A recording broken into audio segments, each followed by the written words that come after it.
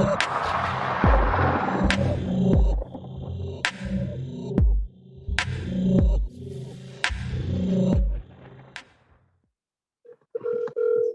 hour late. It's all good.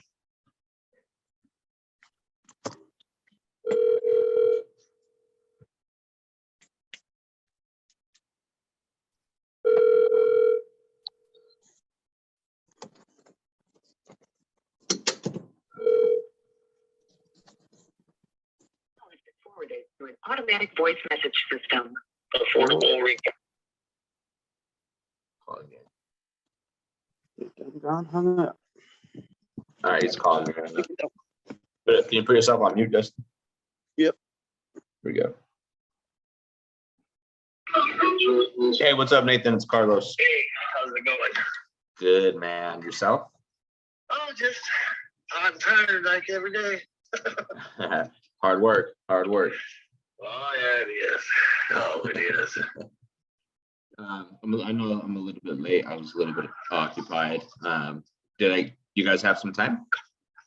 I will in about, 15 minutes. I decided to run down to the grocery store real quick since I hadn't heard from you. That was my fault. Okay, so I'll call you back in 15, 20 minutes. Yeah, just give me a little time. I got some groceries to put away and it's all good. Okay, Thanks, sir. sounds good. Bye. Bye. Well, that was my fault. Well, there we go. This is what I will do. I'll start calling out some other calls for now. Nice. My buddy Josh is excited though for your buddy Matt to teach him, teach us all too. Oh yeah. Yeah, no, Matt called me earlier. His assistant handles all of his DMs, and he thought that Josh was like trying to set up like a time for the live, and so he's like, "No, that was an appointment." He's like, "I can't do it this time," so he's gonna check in on Saturday. He's got LASIK surgery on Monday, so Saturday will probably work. Cool. I never even heard of the 203 until Josh randomly brought it up like a few days ago, and I didn't know what it was. Kind of explained it, but I didn't pay attention too much. It's really underutilized. It's definitely good. He carved out a niche in being an expert with it, so he's definitely got a lot of information. It's 3% down is what it is basically. Yeah. Then you can just get a lender to give you that too, though, right? Yeah, but I mean, it goes both ways. I mean, if you're short on the lender side of things, or they're trying to get additional funding or whatever, there's a lot of other additional benefits and stuff for it. I'm not an expert on it either, so I can't really teach you that. But Matt is, and he's happy to dive deep into whatever it is. Okay. Probably this Saturday or something. We'll do some promotion on it and then get him live. I linked them up personally. He just had me give Josh his cell so that he can set up a call and talk and cover anything he wants to cover. So. Okay. That sounds good. I think that we can get some good traction on that. It's gonna be cool. I have a few other people that might be open to doing some stuff like that, but I've been wanting to, besides the multifamily sessions we have, I want to be able to bring other people who know a little bit about, certain parts or certain specialties that they can teach us a little bit on. Yeah, no, I know it. A lot of people, we could do ones that are like build to rent, which is a really good model right now. For new builds, we've got Naaman Taylor. Go ahead and reach out to him, bring him on. Tim Heritage, if you haven't heard of him, he's been in this field for a long time. He owns RNC Capital. He's on podcasts all over. That guy is a wellspring of knowledge. So all kinds of people we can bring in. That's awesome. Hell yeah, bro. I appreciate that. Yeah, for sure. Got to spread the knowledge and the value. So we'll just play it by ear or whatever. Get Matt in first, and then I'll talk to the other guys, and we'll figure something out. Make it a regular thing because everybody benefits from it. Yeah. But yeah, I'll be listening in for the period of time that I can, but it'll be recorded, so I'll see the other end of it if I'm not able to. Cool. Yeah, no problem. Yeah, I'm just gonna call somebody else real quick to see if you can help me out with the pre-foreclosure. You're good.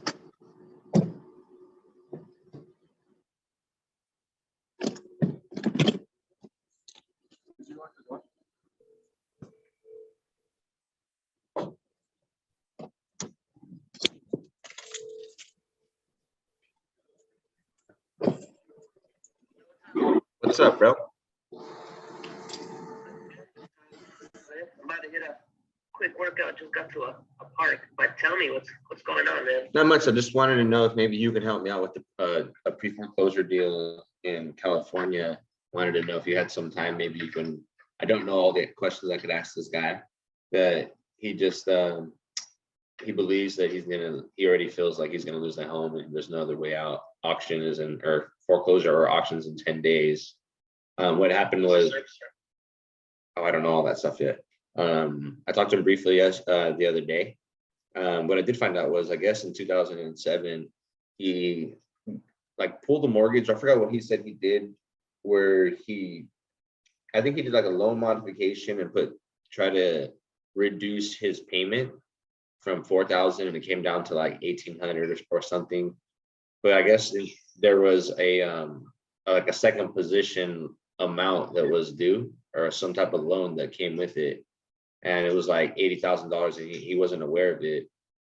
And so yeah, so then over time, since 2017, he never knew, so it just got a lot of penalties and interest on it, and it's like up to like 220 grand or something. There's still a spread. It's like he owes like 400 something, but I think the property's around like 600 grand. And I know he'd be open to working with us and letting me buy it sub 2. And I had asked him if he had, if he had to do some things for me, like if I had to do a loan modification. I asked him if he was working, if he had to do some things that I needed to instruct him on, would he do it if it helped him, save his credit in the house? He said, yeah, but I just don't know too much stuff to ask him.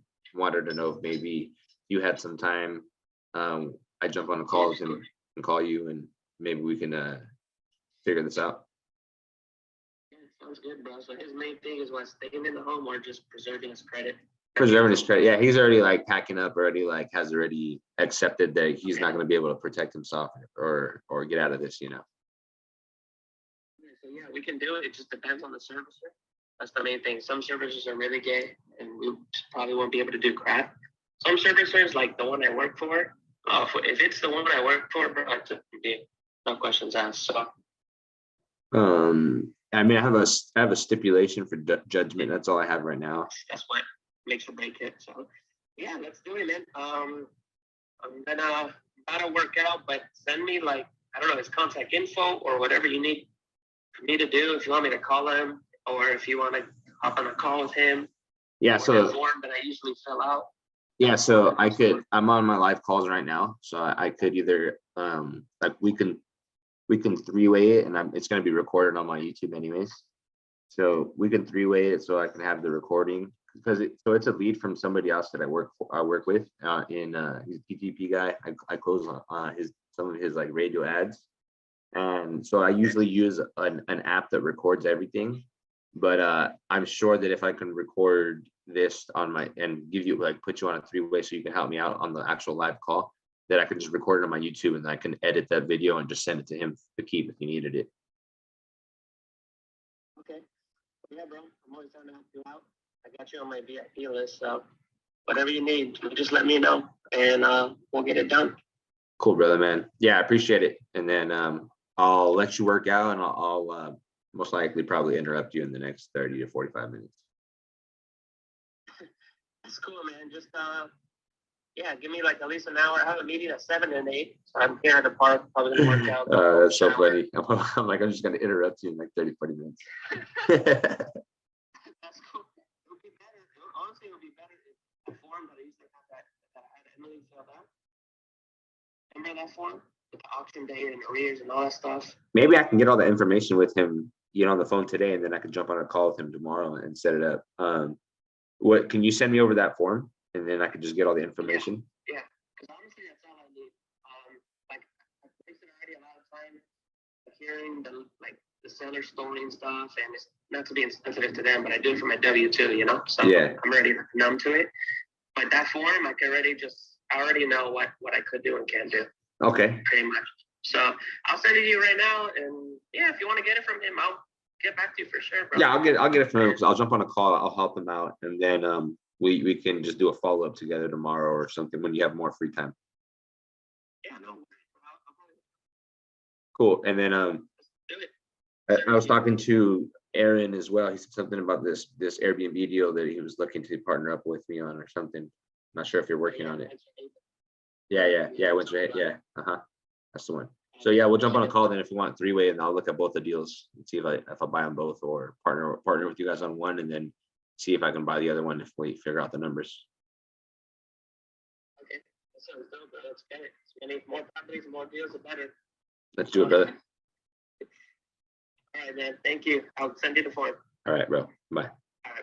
Peace. Bye. What's up, guys? Yeah, what's up, dog? How are you guys? My boy Shane in the building. Dimex. You already know I'm in this thing, player. Oh, I missed out boy. yesterday, but I'm here today. X in the building. Just leave it that way so people start knowing Shane's. I'm not. It's your boy X. X gonna give it to you. What? Oh, wow! It's today and yesterday was a jam-packed day of real estate for me, you guys. Nice, Happy for dude. you. That's I good. have like the biggest smile on my face because I also got the loan information from the guy on that $2.3 million house. Like, wait. And then I just recorded myself on my voice recordings, 2 seller calls like 20, 30 minutes ago. If you guys want to hear one of them, the lady hung up on Nice. me. It's dope. And then I got off the phone with another guy who I guess is representing some real estate investor who's also a real estate agent. And he has a house for terms in North Carolina in Fayetteville. So I'm about to run those numbers past this general contractor dude that I got out there that wants looking for hella different seller finance or subject tos out in all of North Carolina. Nice. But the guy's got to put up the pictures first, or we got to wait for the pictures to come up either tonight or tomorrow night. He owns it free and clear though, and he only wants 7%. And he told me the monthly payments is only going to be like $955.65. And I think he got somebody in there renting it right now for $650. So I'm trying to figure out what the actual rent rate is, because if the rent rate, because he said he has them renting it lower than rent rate, but if the rent rate ain't higher than $955, then we're looking ugly. But if you're looking at like at least 1,000, 12 or something like that, we might have something here for him.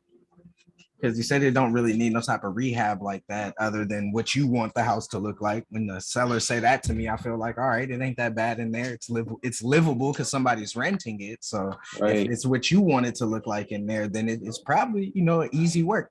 Easy work. Boom. Has that guy got any more properties or just that one? I told him, we was gonna have to figure that out. I told him, I hope we do some more business in the future after this. And he was like, yep, once I get your contact information, it'll just make it 10 times easier for me. I shot it over to him fast as hell.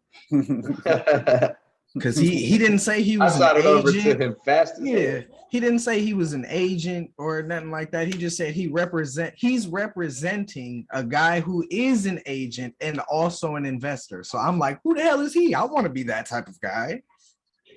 I want That's to a represent. unicorn. Yeah, you represent a real estate agent that also is a real estate investor. Like, who are you? What do you do? Understands creative finance. Yeah, and both of them understand creative finance because they came up with terms with each other, and I guess he has the terms from the seller, and the seller has like specific terms that he wants. And I was like, well, shit, if that's what it is, and it ain't nothing higher than that, all I need to figure out is what the market rent rate is to see if I'm gonna be your guy or not. Once I figure out what the market rent rate is, oh yeah, it's go time. Where do you usually check that at? Like Zillow? Yeah, nope, I'm not even that good at that. I try to find somebody with the knowledge of that shit. You cut out.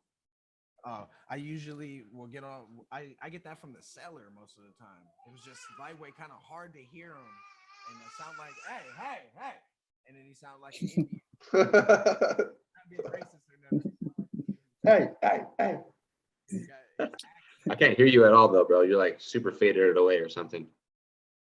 You're far away from the mic or something, or I don't know. I can't hear you. Right here. Can't hear you. Something changed. Yeah. You changed, X. Can you guys hear me now? What does it sound like now? It's still not very loud. Wow, it's crazy. Well, let's reset the audio then. Give me a second.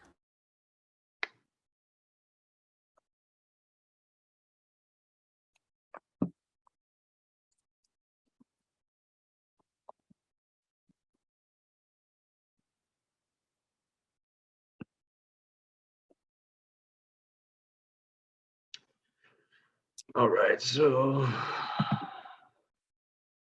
not for an hour, guys. See you after later, Dustin. All right, so I'm gonna call some of these leads real quick that I have.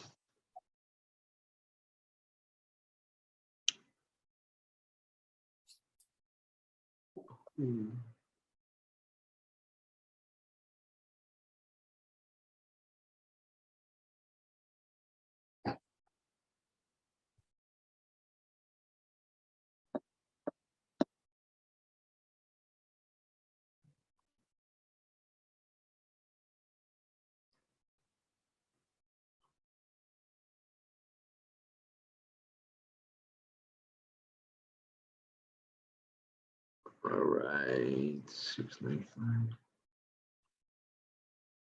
Carlos, you should call that guy that I was telling you about earlier. Close down. Please hold while I try to connect you.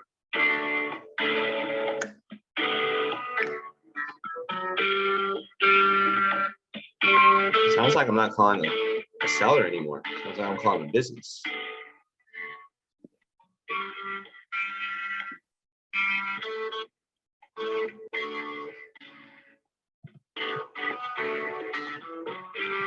There's like ringback tones. This is Frank from Donau Spain. Please leave your name and I will call you back. Thank you. Hey, what's up, Alfredo? This is Carlos with Left Coast Buyers. When you have a chance, call me back. I know that I just sent you a text message. It's 925-966-1271. Thank you. No.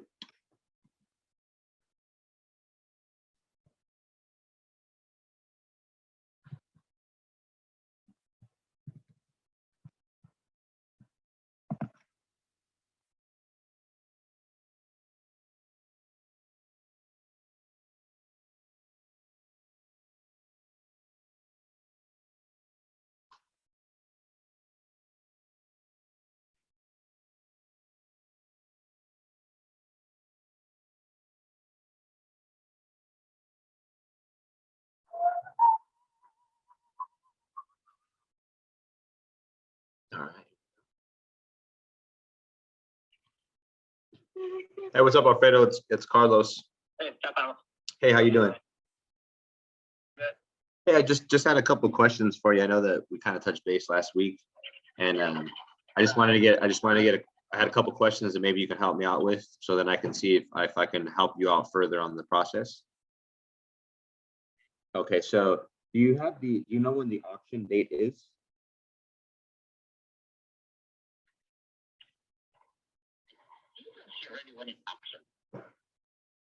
You think are you in the foreclosure state or are you in the auction? Because foreclosure, I believe, right? What I heard, Okay, it's in foreclosure.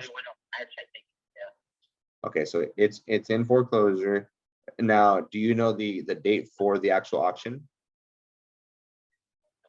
Okay, so wasn't there some type of date like next week or something? There was some type of date, right?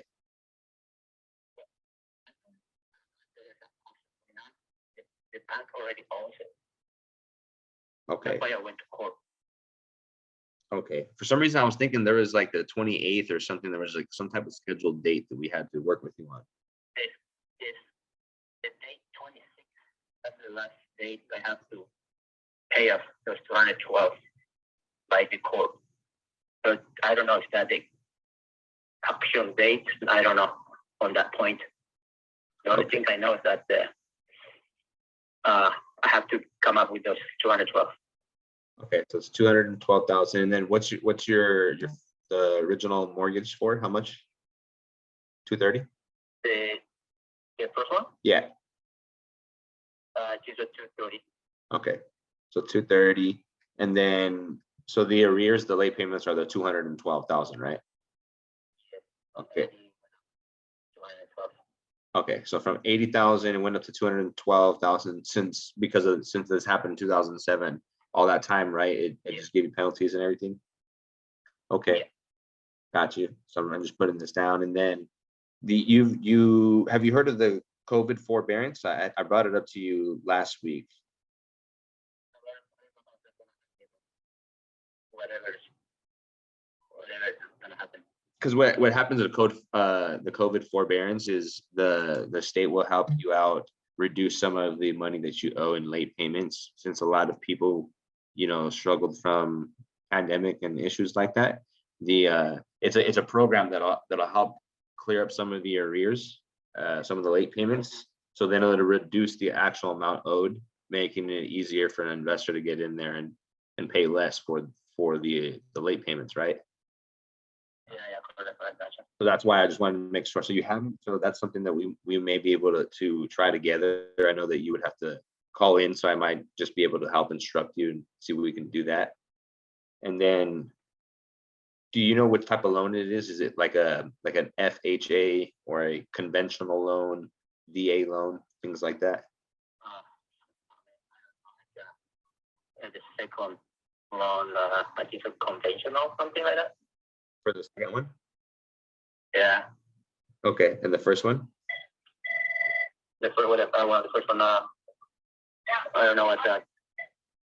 The loan for 230,000. Do you know if it's FHA or conventional? Oh, I'm not too familiar on that. Do you know who the mortgage is on the first one? The company? The first one, Mr. Cooper. What's it called? Mr. Cooper. Mr. Cooper. That's the company. That's the mortgage on the first one for 230,000. Yeah. Okay, and then the company for the second one is which one? It's first ranking. First ranking. Something like Oh, Franklin. like Okay. that. Okay. First Franklin. 212. And then who's the servicer? Do you know? Servicer, what's the name? Actually, I think the servicer might be the companies you just named for me. I'm just reading off some questions that I had written down to help me out, make it easier for me to write it to ask you. So what's your monthly payment right now for the 230, since the 212 doesn't have a payment? How much are you paying again? Yeah, 190. 1900. Okay, 1,900. And then you currently are working, correct? Oh, Okay. yeah. Okay, what do you do for work? Sales. Okay, sales. All right. And then, do you know by chance your house in the area, what it could rent for? The rent. Yeah, like let's say you were able to rent out home like yours in the neighborhood, what somebody can charge? Like 200, like 2,000, 15 to 2,000. Okay, It depends with the area. When I'm at, I was in the guys paying like $2,000. okay. Close to what you pay already, right? Yeah. Okay. Okay, so I got all this information. What I'm gonna do is I'm gonna get with one of my buddies he helps. That's what he does for his actual job. His W-2 is he helps others with foreclosures. And so I had brought this up I had let him know if he can help me out, if I was able to get the right information for him to see if we're able to actually help you out and save the home and obviously your credit and a lot. And because if you do go into the auction, what will happen is not only do you lose the home and you mess up your credit, but the banks won't loan you for the next 7 years. So if we can at least go in. Yeah, I think I told you last time about it. if we're able to get in there and save the property and help out your credit, I know that that would most likely benefit you, right? Yeah, so can we do this? Do you mind if I schedule another phone call with you tomorrow? Okay, is it around the same time work? Okay, that's what I'll do, because I just have enough information for what I know right now. I'm gonna get on the phone with my buddy and then we're gonna game plan this. And then I'll give you a call back tomorrow, okay? Okay, Tom. Appreciate it. No, thank you so much for working with me. Appreciate it. Bye. Keep in touch. Goodbye.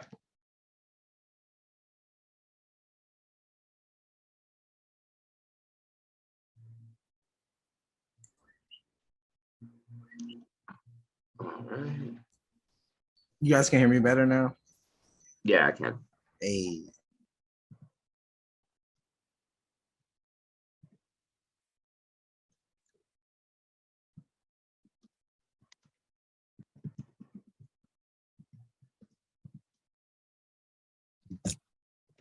Just putting in some notes real quick.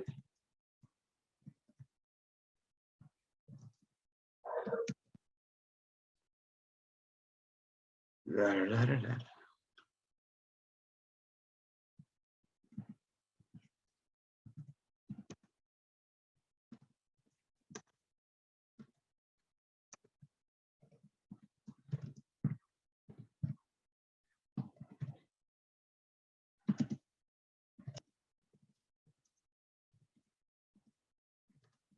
You guys have any questions or anything I can help you out with right now? I'm just putting in some notes. Mm, Did you call that guy in Fresno? Oh yeah, we should, huh? Acting like he busy all the time. He's acting.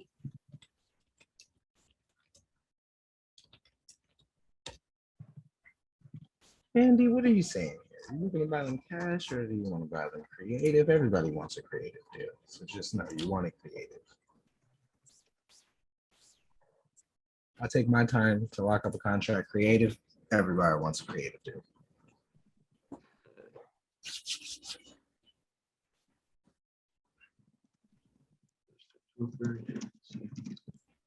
And then real quick, somebody, he said, what does it matter?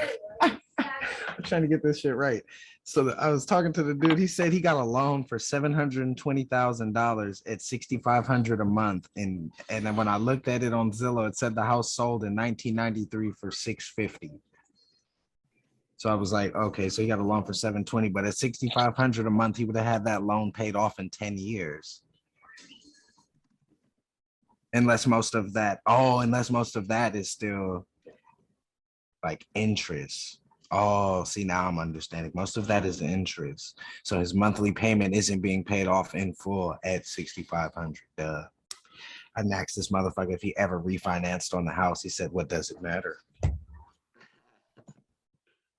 I think that matters. I don't know. I'm just asking, motherfucker. Like, I don't think it really matters unless, like, obviously if he has two loans, like the deal was working right now, he had two loans on it, both for like 212 grand.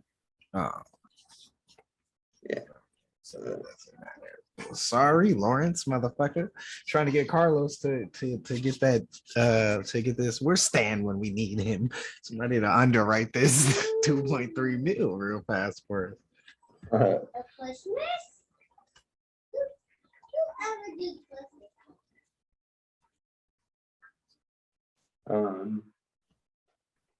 Hold on, let me go back to look real fast just to see if anything changed with those properties on the listings.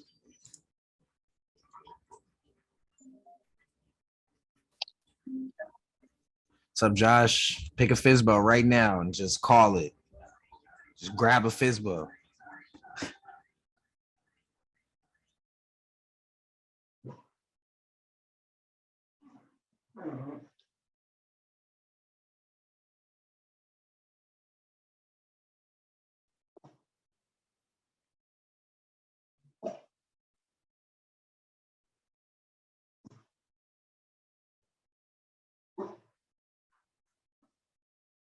Hmm.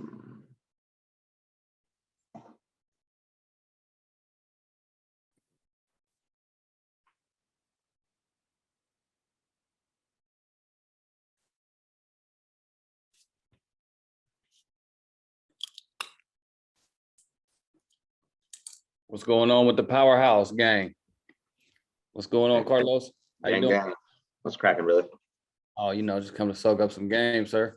It's the way to do it, bro. Yes, sir. Hmm. It's the way. It's the way to do it.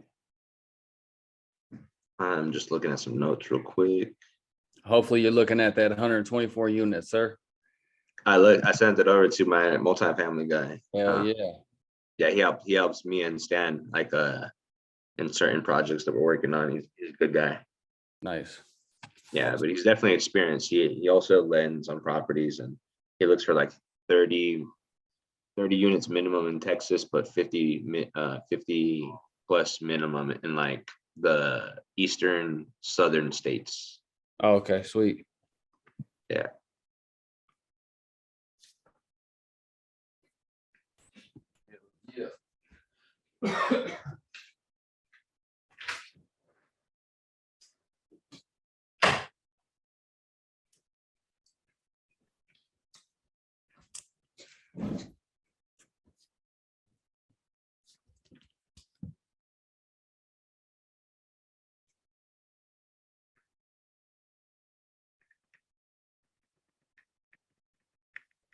Mhm. Let's see. Do do do do do. Do do do do do.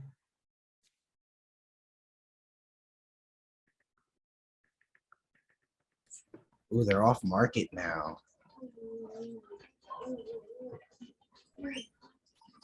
You Take a took the quick call. listing down 2 days ago.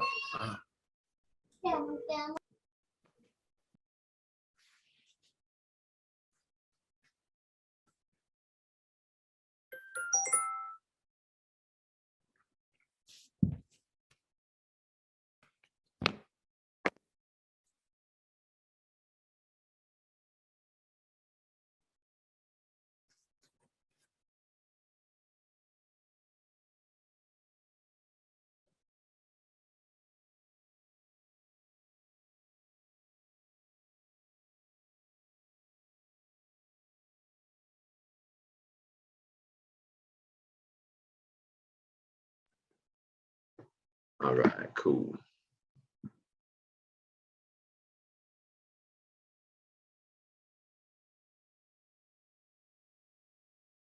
Mm-hmm.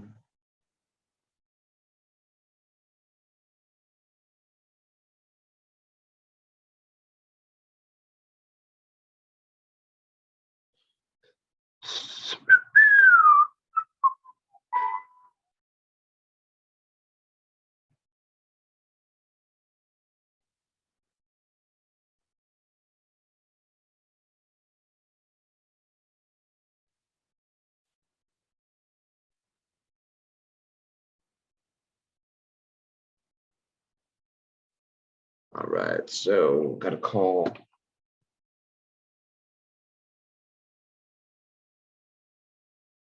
I'm gonna work this deal right now in Palm Springs where I live at. I'm excited. It's a dope property. The single family? Yeah, it's a nice home in Palm Springs. Like ARV is like 1.9 to like 2 million. Nice home. All right.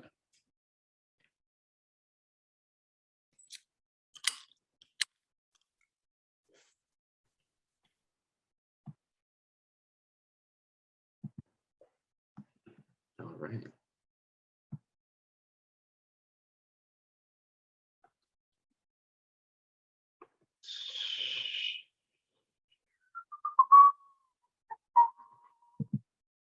Nine two five.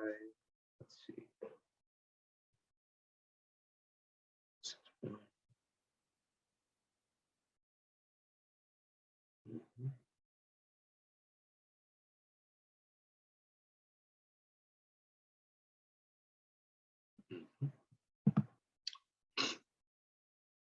Mhm. All right, let's see. What's up, Carlos?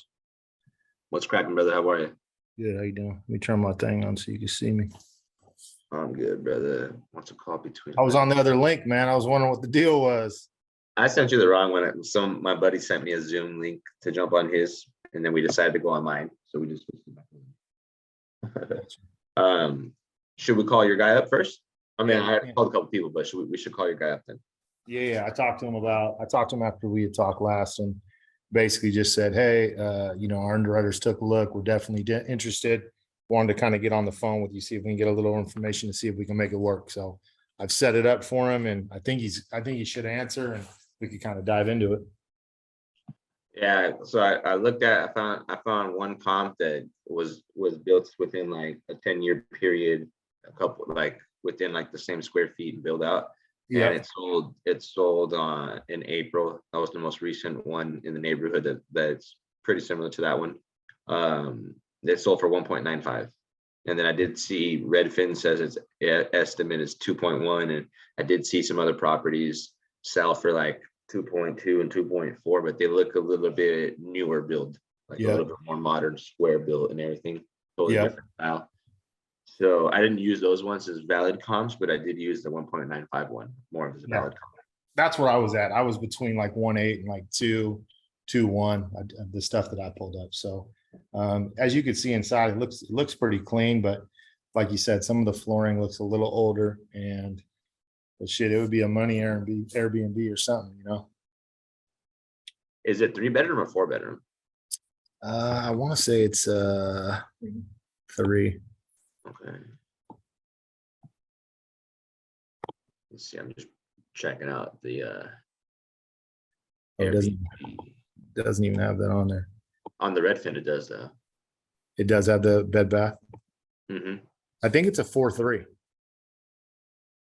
I'm just double checking. Hold on. 3.4, I believe. There we go. Yeah, that sounds right. That sounds right. Palo Verde. Yeah, PropStream has it a 3.4, 3,300 square feet. Okay. So I'm just looking real quick on like Datarabu. Yeah. This has a pool or no? Do you know? Yeah, it does. Yep. The pictures, look on Zillow, the pictures are pretty dialed, man. Looks pretty good. So when you guys call, you call off of you want me to call you and three-way you in and just mute or what? What do you do? Yeah, that'll be a way to do it. I'm just trying to look real quick. Yeah, go ahead. Let's see. So I'm doing like the Datarabu. There's more or less you can bring in like 10 grand, 11 grand. Let's see. It's got a lot. What happens is a lot of places charge good amount of money per night, but they're not getting they're not basically rented out the full like 30 days of the month. You know, they're like 60% of the month, 70% of the month. So that's why it's down to like 10. Otherwise, obviously, if you had people in there for 30 days or a few guests to fill up 30 days, then you would have a lot more. But most people who are in the area I'm looking, most people are doing like 30% to like 50% occupancies is what's going on. And they're making like 7 to 9 grand, 10 grand. Gotcha. So I just want to make sure. Also down there, it's super seasonal, right? As far as like people come and basically get the place for 3-4 months at a time and then bounce. Isn't that kind of how it works down there? Because that's where you're at, right?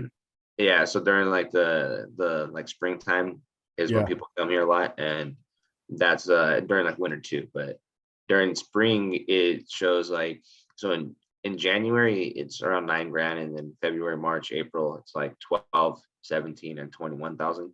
Those are the big months, and then May, June comes down to like 8,000, and then 7,500, then 88.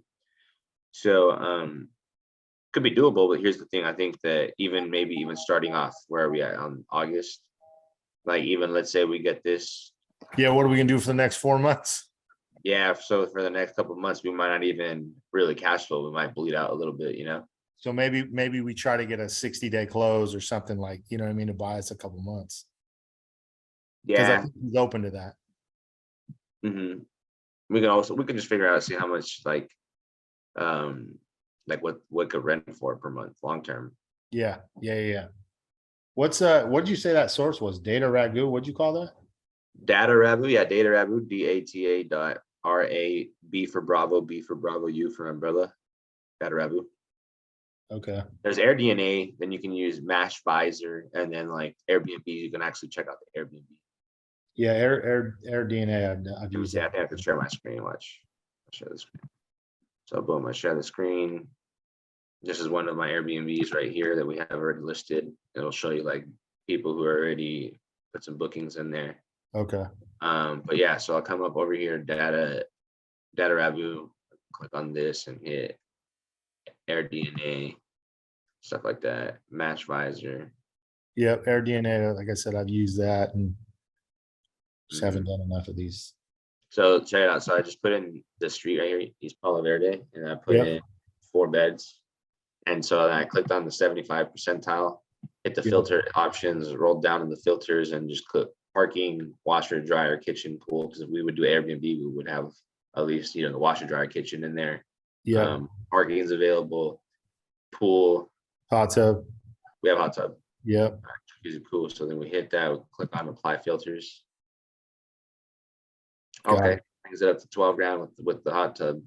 Yep. So that's pretty good. That's, there's 5,000 from 7,200. There's like 5 grand in there. Yeah. Sure.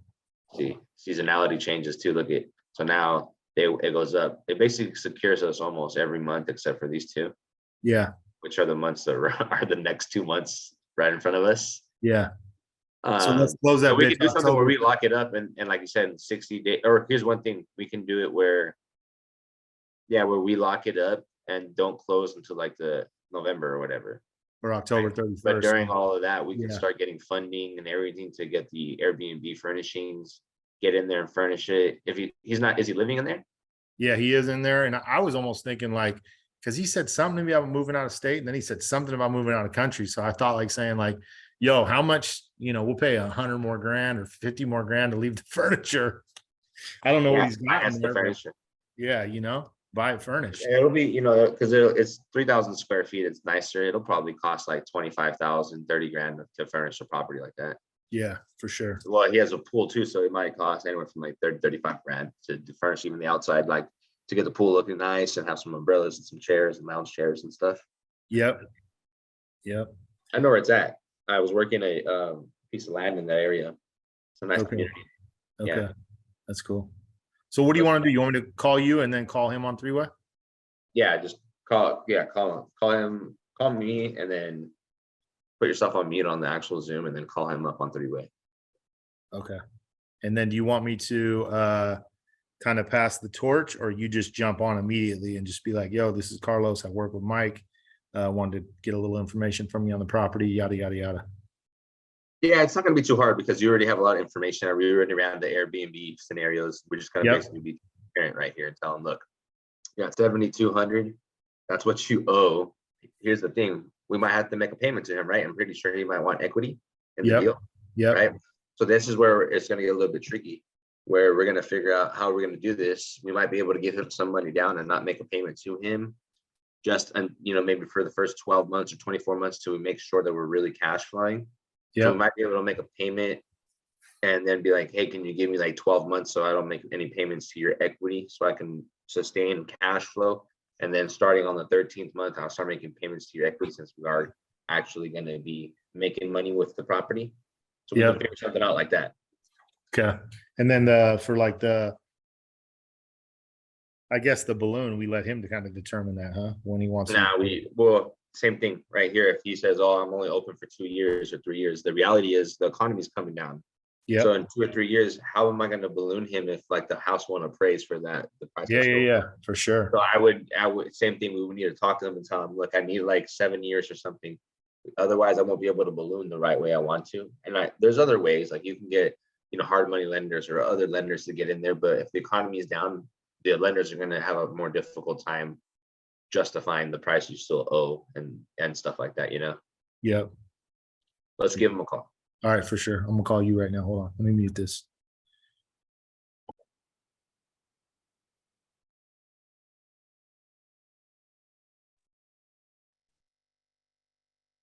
So.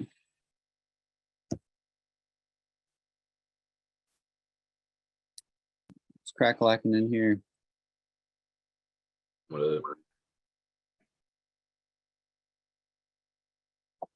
What's up, Mike? You got feedback? A little bit? Yeah, actually I can because of it. Shit. Let me do this. Yeah, you could just walk away from your phone. Yeah, exactly. That's what it'll work. Perfect. Okay.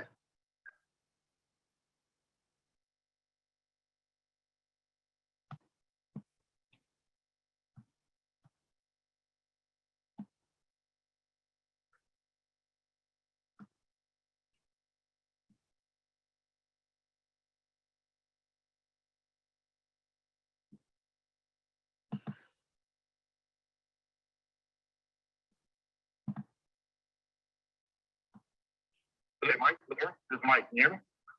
Yeah.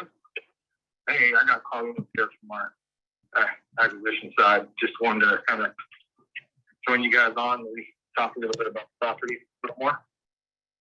Okay. Hey, what's up, buddy? It's Carlos. How you doing, man? Hi, how are you? I'm doing well. Thanks so much for your time. I just needed a couple minutes. I know Mike had already basically caught me up about the property and first and second position, the amount that you pay per month. And so here's how I'm looking at it. I was running scenarios like long-term rental and Airbnbs and just trying to come up with the long-term rental price in that area. Do you know by chance the market rate for a property like yours in that area? It's a special property here, so you're not going to find some nice strong comps. They're going to say, "Oh yeah, that's it. I can definitely use that as a comp." You got to be talking somewhere in the area of $9,000 to $10,000 a month long-term rental. Okay. Yeah, so I ran some numbers on like Airbnb. So I have short-term rental in Yucca Valley. I have another one, similar size as this home. It's 2 stories up by Yosemite Park, so it does very well. So I was running numbers on this property in the neighborhood, in and out, just to see. And I was seeing that the property, most months it's really anywhere from like 8 to 9 to 10,000 for the majority of the year. And then there are the spring months, just February through April, where it goes up to like 14 grand. And so I guess what I'm getting to is, we're looking to purchase this. One way would be a creative finance way. But I guess what I'm getting to is I wanted to know what type of price is going to work for you, purchase price wise. And then on top of that, since there's $7,200 in monthly payments that are just due to the first and second position loan, most likely there's going to be equity that you're going to get paid.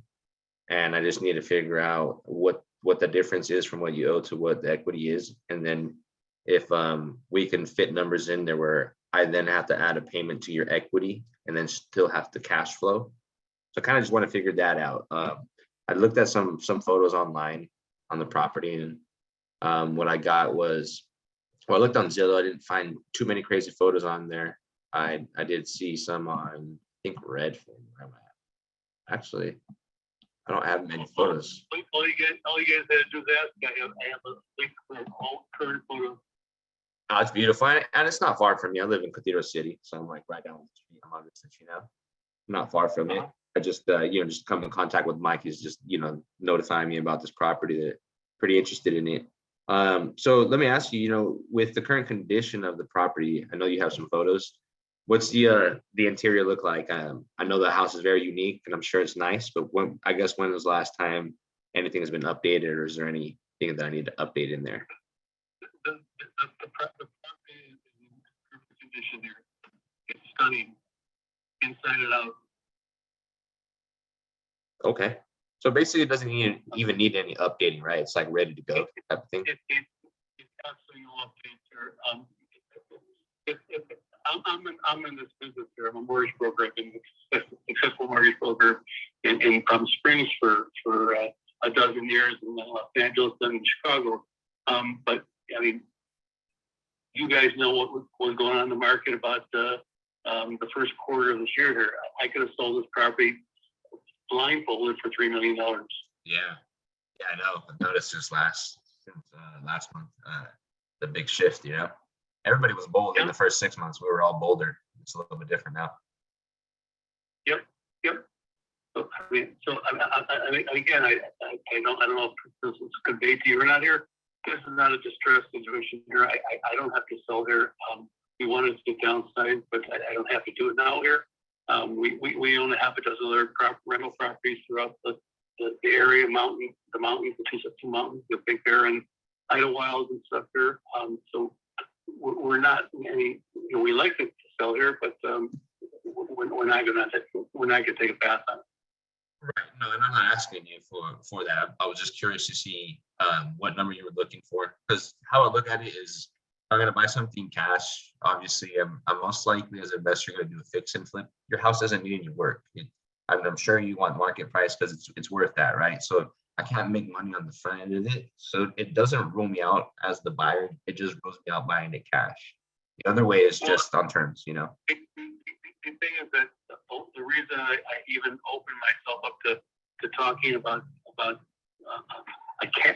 quote unquote cash buyer, or however you want to call it, is first of all, I have a lot of very strong relationships with agents in town here. Mm-hmm.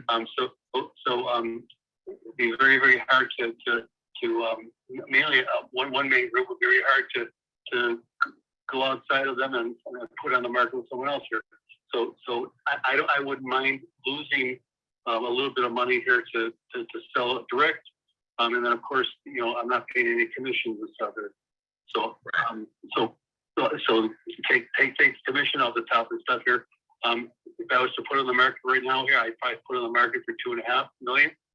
To take away 7% of that. So we're talking about 93%. So we're at 2.325. Right. And I see, I did see some properties over 2 million. I saw one for 2.5. I just see the build on it is different and it's a little bit newer, where I got to see some really solid comps within like 10 years, almost like a similar build to yours. There was one that sold for 1.95. It was, let me just bring it back up. It was off of Ocotillo. So I believe like the street before after yours. And it was basically, it's just one more bedroom, but that one seemed to be like the more solid comp that I was able to find on it. I did see some for the 2.5. It's just that they were a little bit different in the build. And since they're so unique, I didn't want to use that one as a solid comp. There's nothing like our house here. It's a Tuscan style house, Mediterranean here. Inside and out, it flows amazingly. When you walk in the door, you can walk straight through and out into the back. We probably have one of the biggest swimming pools in the city, in Palm Springs. Mm-hmm. It's truly a spectacular house. In a scenario, like let's say in a scenario, right? I'll run those numbers. I'm not here to waste your time or lowball you. Your house isn't, your house is in great condition. There's no reason for me to do that. But let's say in a scenario I can pay you 2.35, and I understand what the first position and second position are holding. So maybe there's like $1 million difference or 1.1 difference. The way it would work for me is I would then owe you that difference, right? So I guess I'm asking, what would make sense for you? Money down and an additional monthly payment to your equity. That's basically what's gonna give me the information that I'll need to see if I can go long-term rental and still cash flow. If not, if I could do Airbnb and cash flow. And if not, you and I are both not in a rush. I look at a lot of properties and I'm blessed like you are. You're not in a rush to sell it. So unfortunately, sometimes we just can't buy everything, I get it. Would you need on 2.35 million, and that number is typically when I'm paying a little bit higher on prices or, closer to market value, I keep the amount of money down lower. But is there a certain number on top of your head that you need down? I'm sorry, what was the last part? Like a down payment, like, if we were able to pay the 2.35, typically when I purchase properties that are closer to market value, because yours is worth it, right? I'm not giving a lot of money down up front on them for the reason that I exchanged it and I'm paying more. What I wanted to ask you was there a certain amount of money that you needed down, or are you willing to accept from me down?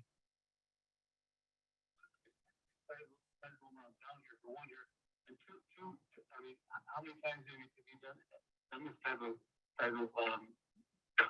type of structure here? Because I mean, you know, you're talking about taking over the payments of the first and the second here, Correct. and the it basically there's a due on sale clause in any mortgage here.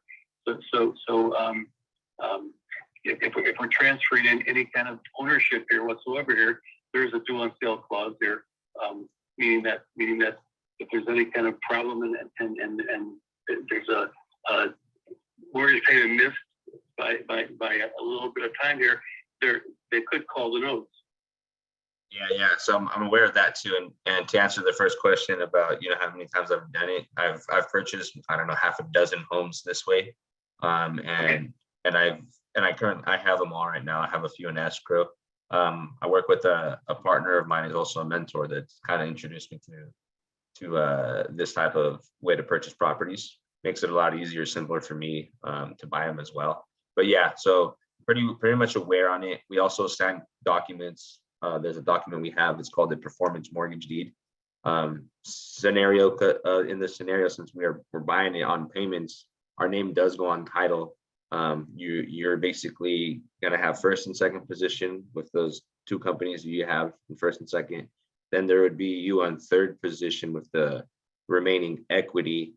And basically, I then I'm responsible for first and second position payments, and then we come to an agreement on what's your equity. And if I give you some type of money down on that, if there's an additional payment that I'm paying every month to the equity, what's that on top of the 7,200? And then I got to see if I can cash flow.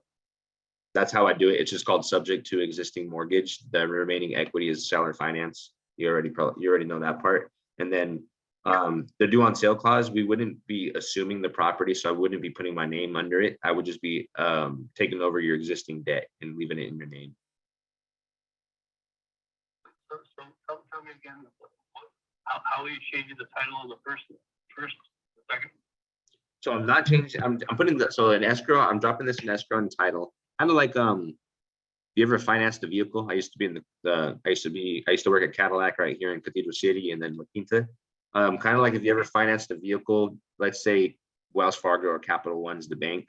So they sell somebody a car, they finance them the car. The new car owner is putting their name on title, and they're responsible to anything that happens to the car.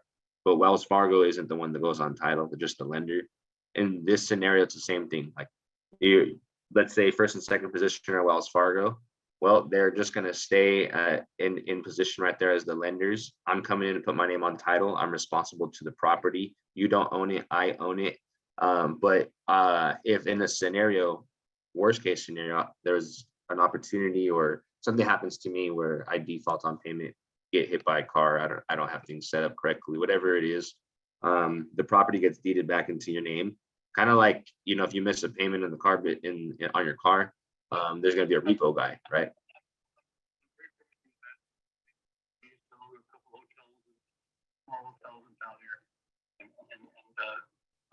I sold it with holy paper here, and we had to foreclose on the buyer because he didn't perform. I get it.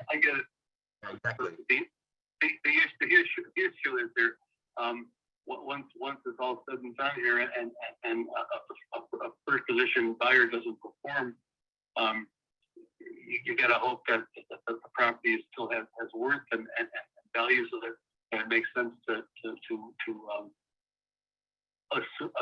assume what's left on paper, right? Right. So I wouldn't be assuming it. I wouldn't be assuming it. I would just be taking it over in the existing standing point with your information still on it, on the debt. And you would just, now I would just owe you an equity, like, you know, another note would be opened up. And so assuming the note, I'm saying, assuming that the value is still there, let's just say that, you know, you have, we have $1.177 billion, in the first and the second right now here. And let's say 2 years down the road here from now here, there's a default here. Is the value of the property still going to be at 2.35 million here or more? Or is it devalued because of deferred maintenance or whatever? But that's the risk there too. Right. Yeah, and to be transparent, I think that, you know, in 2 years, since we're going a little bit, you know, downwards, I think the prices will come down just a little bit. So 2 years would probably be too short for me as well to do a term, just because I think that, you know, obviously I'm gonna have to balloon you at some point, and if I'm not able to get it appraised for the price, I know that I won't be able to get the amount. I mean, I could most likely, you know, call another lender in, but I know 2 years would be pretty short to do it. For me, at least, for it to make sense. I know since we're coming down, I know that what I'm looking for on terms right now is closer to like a 7-year term or more. Is that something that would even interest you? Seems a little long for me. There's a way that we can possibly do 5 years if that's something that might work with you. It could be tough with me, but there's a way that we can structure where it's like, hey, if I'm able to get it appraised or get lenders in there, refinance or whatever happens if the economy starts coming back up, and if I could safely clear you, I will. And if in a position where, let's say that I can't get the full amount that I still owe you, that we can basically re-sign for an additional few years, 3-4 years, until I'm able to clear you out. But I think that by 5 to 7 year mark, everything should be good.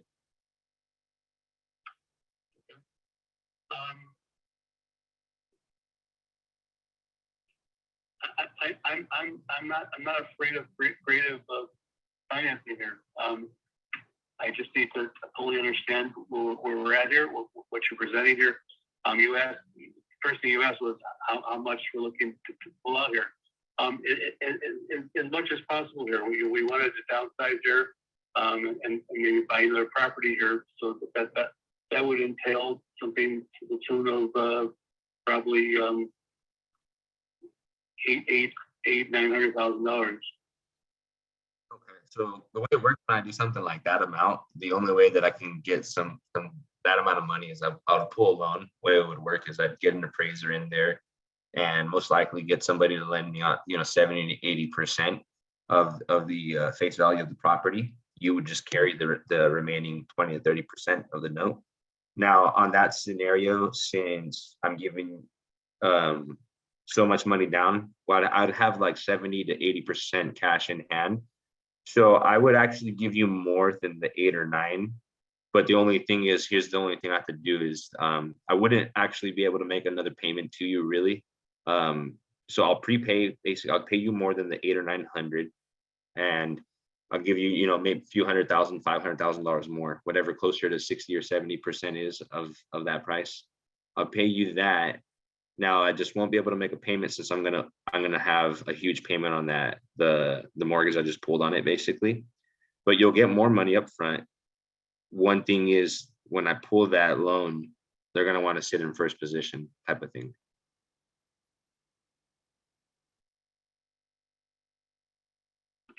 So basically, you're telling me that you're to make a large amount here. You're talking about offering 60 cents on a dollar.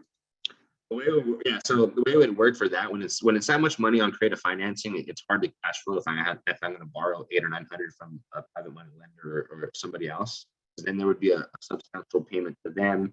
Then they might not give me 5 year. It depends on what they're willing to work with me. So in a scenario like this, I just go and get, I don't know, a non-recourse loan or something. I go in there and get it appraised, and let's say it can appraise for 2.3, 2.35 or whatever. And so if we get 70% on that, I'll get, close to 1.65. And what I'll do with that 1.65 is I'll give you basically, if I don't need any of it, I'll give you the majority of it or all of it. And then now you just got to work with me and basically be in a silent position where I'm not making additional payments to you, since I'm going to owe a mortgage company all the money I just pulled out, the 1.645. And then they would most likely want to sit in first position for basically lending all that money. They'd want to be there. So with the 1.645, you can either clear out the first 2 loans and take some money, or yeah, that's the tricky part because there's 2 loans in place. I'm not sure if the loan company would want to sit in like a second position loan, or that's something I got to figure out. But I know when it's that much money down, that would be the easiest way for me to get this done, and for me to just pull my own loan on it and give you more money up front, put you in a silent position since I'm giving you more money. So then I won't have to make an additional payment to you. The only thing that I would need to figure out and run by one of my partners and mentors is how would it work if the lender, my new lender, if they want to sit in first or second, because I know that you'd most likely take, 8, 7, or 8 for yourself, and you would probably pay off one of the other loans. And so I would need to figure out if the new lender for me would be okay with, second position when I know typically they want to be in first.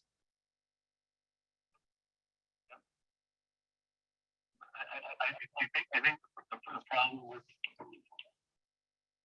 that we can't go any further on is if we're going that route here, $1.645 million, and I'm walking away here. That's not going to cut it. No, you're going to be carrying the difference. So I'm getting a loan for around 70% of the 2.35, whatever you're asking for. So Right. I would get a loan for 1.645 on the, let's just say I was only able to get 70%. So you would then carry the 30% for me. You would carry the additional 30%, and I wouldn't be making a payment in between our term length to you, since I'm giving you more money up front. And then on the end of the term, I would balloon you your remaining equity, as well as whatever owed in any other loan. Yeah. So you would get your full amount. I was just letting you know that the way it would work for me is I would have to pull a loan for around 70% of your asking price. All right. So if we're talking, that this will go out 5 years here. What about me sharing any future appreciation? Well, typically I'm gonna be buying the home, and so I'd kind of like to keep it all for myself. Yeah, typically you just you'll become the lender, and you're done. It's like you're done with the property, and I just pay you on there. But I am aware that you own other properties. I live here in the neighborhood, and I'd love to see if I can work with with you on other properties. The other properties are relatively new here, and I'm just trying to get a small portfolio of properties here, so when I retire, I've got some nice money flow coming in. That's all. Nice. So You can also be a lender on a lot of my deals too, if you like. Really, I talked to a lot of landlords, and I've actually, a lot of them never been a lender on their own properties and never turned into the bank. And I told them, hey, the cool thing about this is you no longer have to actually come back to the property or deal with tenants or property improvements. You're just really going to gross everything you're really going to net everything you gross, because it's just you're just lending now. So you're not the landlord. You don't have to deal with the property anymore. And so I have some that do that. They love turning into the bank for me, and some of them end up still selling it cash, and I just tell them, or you can just lend me the money and I could just give you a double-digit return on it.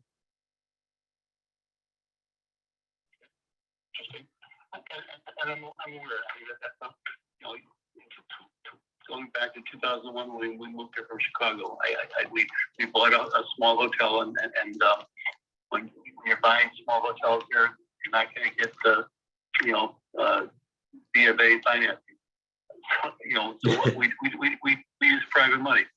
I'm very with private money here. You're more experienced than I am. You've done a lot, and maybe I can learn from you in some of those areas like hotels or whatnot. And I'm sure that there's things I can learn from you. So if this is something that makes sense in a general structure here, you want, can you put something together in writing so I can take a look at it? Or- Yeah, so let me do this. Let me get with my partner and my mentor. I'm gonna sit down, I'm gonna structure this. And I'll go ahead and draft something up. What's your email? Is email the best way or phone call? Email, all over the phone call would be great. Okay, what is your email? It's Michael, MICHAEL, at contempolending.com. So that's CON as in Nancy, TEM as in Mary, PO, lending. Okay, lending.com. Yep. Perfect. I appreciate it, Michael. That's what we'll do. Let me touch base with my partner and let me put something together and then we'll get back to you, okay? All right, sounds great. Thank you. Thank you. Talking to you. Bye.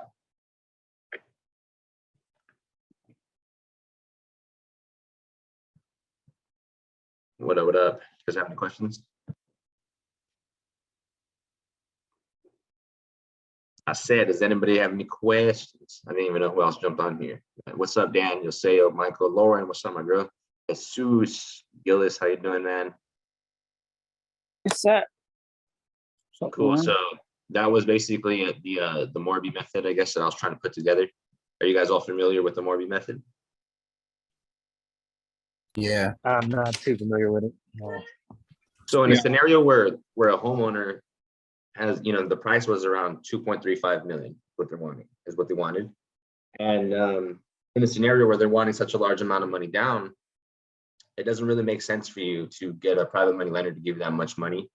A couple of reasons on his scenario. He has a first position loan for $950,000. So let me put that in my calculator, 950. Then he has a second position loan for 330,000. So it comes out to 1.28. So basically 1.3 million is what he owes. And I did see some homes that are 2.5. I mean, they're all different builds. They're all unique homes. So his home could be worth that. I just didn't know if it was. I did see something closer to 1.9, but I did see a few above the 2 million. He's been a mortgage broker, been in the game and pretty big, three pretty big markets. And so he could be right. And especially the difference is it is more of a luxury style home. So the prices they're different than in regular neighborhoods. So he owes 1.28.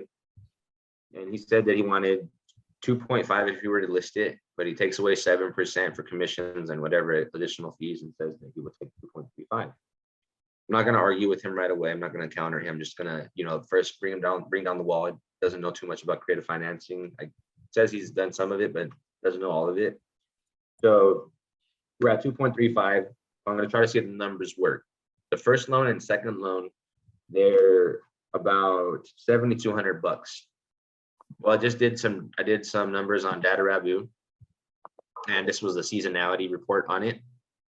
And so you think if I have to pay $7,200, this is what we can do each month. Here's May, June, July. So we're riding out. We're barely getting by, and that's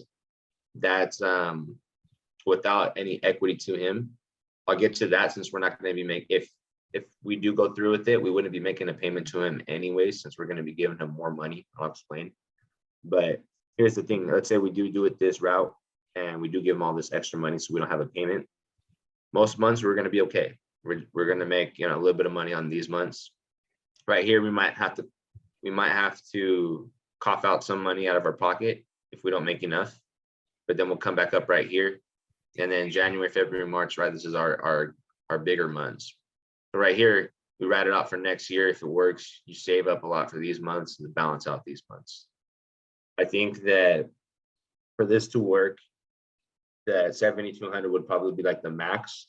But here's what I'm thinking. So when somebody's asking, 2.35 and they're asking $700,000 or $800,000 down, even if we didn't make a payment to him, you would have to either borrow that money and have a payment owed to somebody on there. And now that would kill the deal. There would be no money coming in. And so what the Morby method is essentially you basically applying for, I think it's called like a non-recourse loan. You can double check, but It's called non-recourse. Non-recourse loan. So you Yeah. can get a non-recourse loan. You can get an appraisal on it, get done on it. And let's just say it does appraise for 2.35.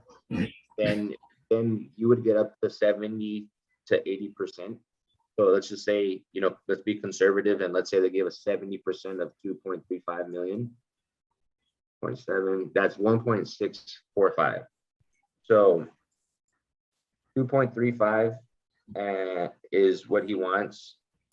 He has a first position loan for 950 and a second position loan for 330. And he would be in third position for his remaining equity, which is 1,070,000. So that will equal the 2.35. But here's the thing. When I go and pull this non-recourse loan and they give me 1.645 on the house, typically the way that works is that lender is going to sit in first position. And that's what's going to happen. I just don't know exactly how this will work. I'm going to call somebody to see, because he has two loans, but this is my game plan. He's giving me 1.645 and he wants 700,000 to 800,000. I'd like for him to clear out first position and then put in my new lender in there in first position. And then I owe him 330 in second and whatever is left. So if he clears out first position from 1.645, take away 950,000, he has around 700 grand left, 695. But this is my goal, is that if this is going to work, this is how it would work. Is would give him the 1.645, he would carry the remaining 30% of that, which is, let me see. Let's see. 1, 2, 3, 5.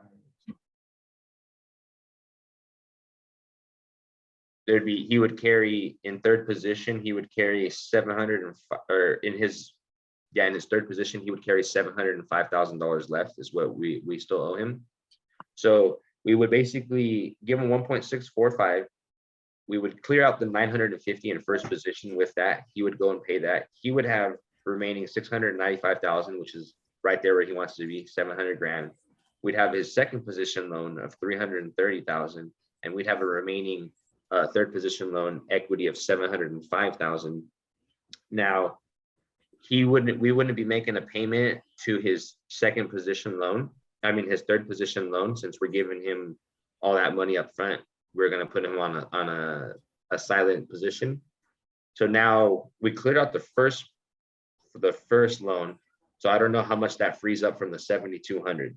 So let's just say about 52. 52. Yeah, about Okay. 52. So then there will only be $2,000 left per month to pay on that 330,000. And we'd have to figure out what payment I would have on the 1.64. That's the thing. So that could be, I don't know, 5-7 grand alone right there, right? That could be a big payment. And so that's why these deals, it needs to just make sense. But the only thing where I'm seeing it not make a complete amount of sense is just that the Airbnb isn't as hot as I'd like it to be. Right. That's all it really is. What's the background on these non-recourse loans? The what? What can you tell me about the non-recourse loan? Tell me about that. I believe there's something I believe that Pace likes to use it. I think it's called myinvestorloan.com, if I'm correct. But what happens is you don't That's have to one go, of them. right? That's one of them. There's a few of them that he likes to use, but you don't have to run your credit on it. I believe that they go off of the property and they run the numbers, and if it makes sense, they protect themselves in the contracts where, you know, anything were to happen, they got the first right of refusal on the home. And so they sit in their first position, they go ahead and fund the deal. I think they give you up to like 70 or 80% of the value. And you can either get a gap lender in there for the other 20 to 30%, or you can have the homeowner finance that on a seller finance. Yeah, so you got to think of the investor type of loan, it's got to be 6% probably, right? Like, I mean, at least. Yeah, Maybe let me do 7. this. Yeah. My sharing screen, let's do this. Hey, Carlos. What's up, brother? Yeah. The Mori method there. The way Pace was explaining it yesterday is the other way you can do it is if you do, like, let's just say you go in there and pay the whole thing off cash by getting an going through my investor and they give you the 85%. And then you go in and let's just say the seller has plenty of equity. What they do is so that you get a hard money lender to cover 20%, but the way you're gonna, once the transaction closes at the same time during escrow, what he was mentioning is he would then go back to the seller and ask them to loan him the amount that he borrowed from the hard money lender to pay off the hard money lender, and then seller finance that part through the seller.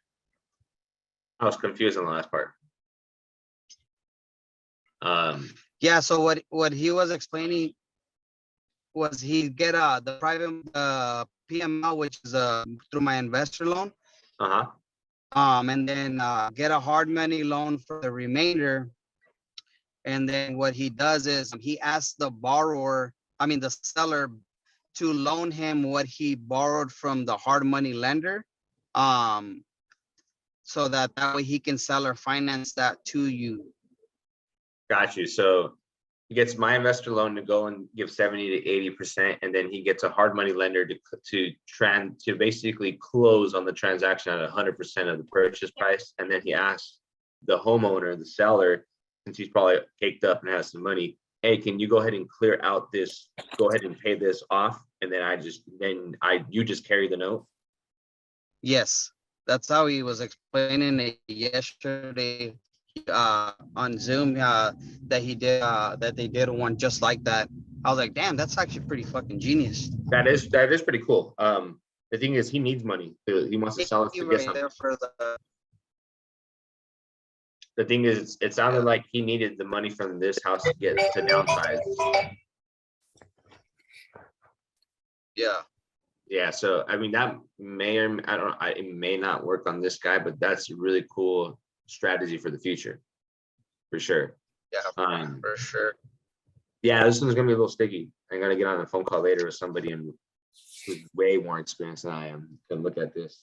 But yeah, so Morby method basically is somebody's asking, too much money down, but you think the deal could be worth it if you structure it right, where you can make actual cash flow. He's willing to go into second position, letting the other lender come in first. He's willing to sit silently. If you can get all that lined up together, then a Morby method can be really good. You're just now basically getting a non-recourse loan to get in there, give you 70 to 80%. You can have them carry the other 20 or 30. If they don't want to carry it, then you can get a gap lender in there, private money, whatever you need to do, hard money to close on it, find a way to exit the hard money. But that's how the Morby method works. I'm not a genius on it. I haven't actually closed one. I've just slowly been working them lately. I've probably worked for them, and I'd probably like to get into it. It's cool with the My Investor loan. You don't have to pool your credit or really put money down on things like that. You can just go and bring up the property, run the numbers with them, and if they like it, they'll lend on it, and they're obviously going to protect themselves right there. So I like those players in the game. My Investor loan that easy? Right. I believe that you don't have to put your credit, right, Ben? Or Lauren, who's in here, who else does the sub 2 Zooms? It's that easy to use My Investor loan now? You just go over on the property and all Ben, that? you've acquired from them, right? Yeah, I actually did. You can actually go in there and get quotes to see what they'll do without running your information. But I think once they give you back the terms and they need to verify, I think at the end they do a Credit check. you would have to run your information, I think. Like your business information or your credit? Like your personal I want to credit? say your credit, if you don't have multiple properties that you've done, multiple projects, you don't have any credibility yet with them. Okay, and let's say that you had a friend that has credibility with them, you can use them as a sponsor? Yeah. Okay, that's a way to do it too, guys. If there's a way around it, is you have a friend that's used My Investor loan and they're willing to, to be your sponsor. If not, maybe, you could pay them a fee or whatever to be your sponsor. That's creative. That's a great, it's a way for you to still get it in there and get it done. Yeah, that's how Pace actually leverages himself into deals. He uses himself He's a as a genius. sponsor. Yeah. Yeah, he's a genius, that guy. And then also to touch more on that non-recourse thing, because it said it's like it's non-recourse, but then also if somebody defaults, like they don't attack your credit or like you personally or something like that. Also. Yeah, because well, that's what I've heard too, but the thing is they just take your property, you know? Yeah. Same thing, it's their property anyways. Any lender, you can finance a car and Capital One or Wells Fargo is gonna cash out the dealership. But you though you own the car on title, you don't really own the car until you pay off the lender. Otherwise, you miss payments and somebody's gonna come take your car. Same thing right here. Yeah, so Mike, thanks for that opportunity. Yeah, sure. You see how much easier it is when we're just talking the same business. It wasn't really a hassle. I wasn't here to lowball his ass or nothing. It's just, Right.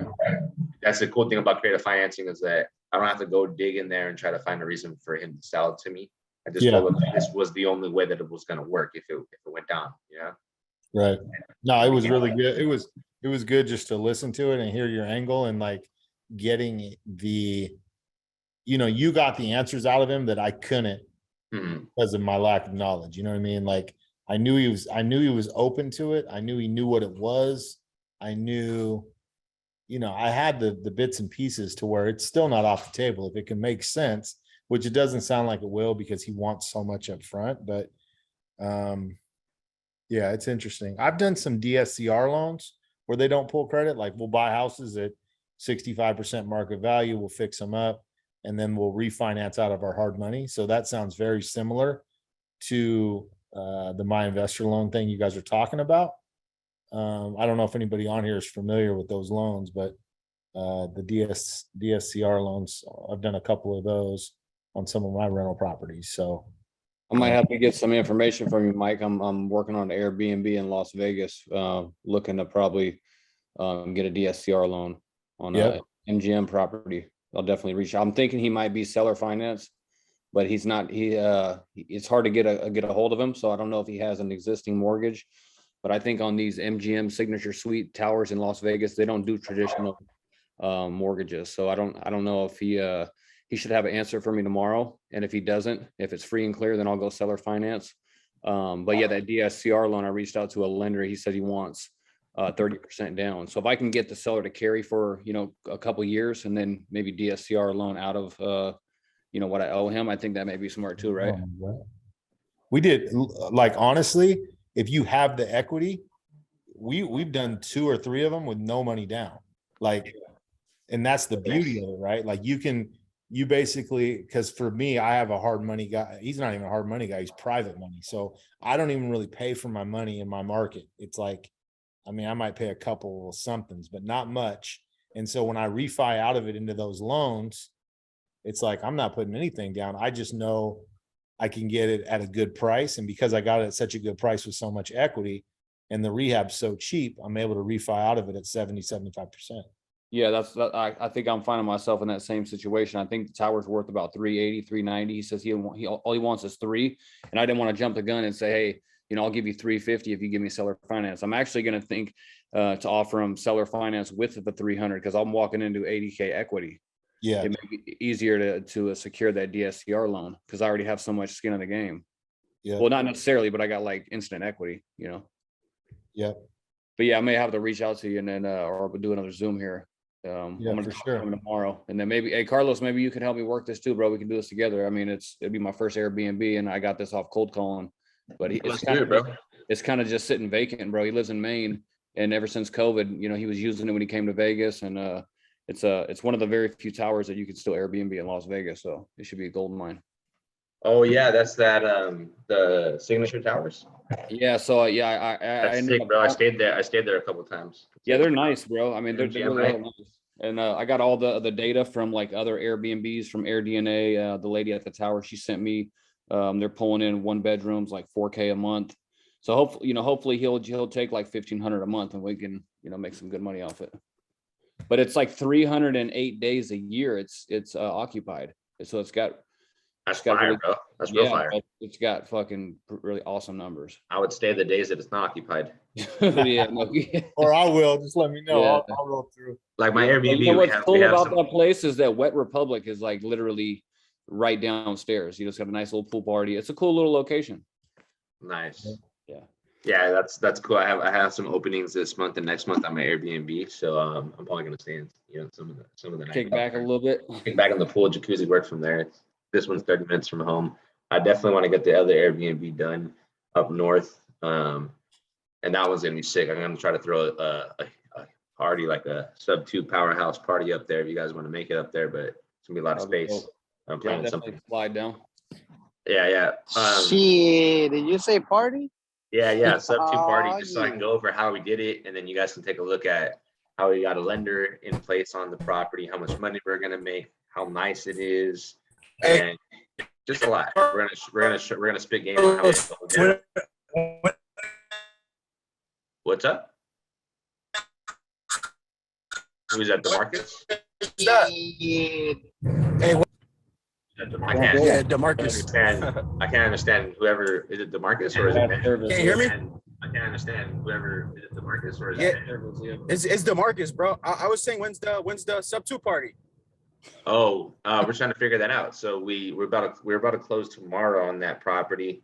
And then you got all the funds ready to go. We have our general contractors and painters in place. So we're thinking by like November or sooner. Sweet deal. It's gonna be dope, bro. Real dope right there. Oh yeah. Hey, so if I find out that he's got existing mortgage on it, bro, I'll give you a call. And then that way we can. Even if it doesn't have existing mortgage, it's just a seller finance. Yeah, no, absolutely. I feel like the seller finance will be real easy for me. But you know what? I feel like the sub-2 always gets a little. He said on the phone, he goes, You should think the same way about both of them. They're both I easy. know. So just because one is free and clear makes it no difference than if somebody owes on it. So you just basically gotta just get a that out of little your head. money. You just gotta take that out of your head and think the same thing. Just one has debt, the other one you create the equity. There's no Right. debt. Very That's true. all it is. Mhm. Right on, bro. Yeah. So this is what I'll do. I'll go over a scenario on a wrap. I'll just break down some random numbers. I'll teach you guys a little bit about a wrap, and then we'll get back into live calls. Does that sound good? Yeah. Cool. Is everybody familiar with wrap? I bring it up a lot. It's one of my favorite strategies. It's the way that I'm gonna make money on a lot of my homes. And so, do you guys have any questions right now on what a wrap is? If you guys don't know it, I could re-explain what a wrap is and what the benefits are and why I like them personally. Sounds good. You guys good? I'll go ahead and just run into it. Sounds good. Yep. Dustin logging back in. Did you reach out to Cindy? Nope. Did you want to do that now? Sure. All right. Well, let me just run a scenario first on, you know what time is it over there? Let's call them up first. So I lied, guys. We're about to call this one seller that we need to call back. Here we go. All right.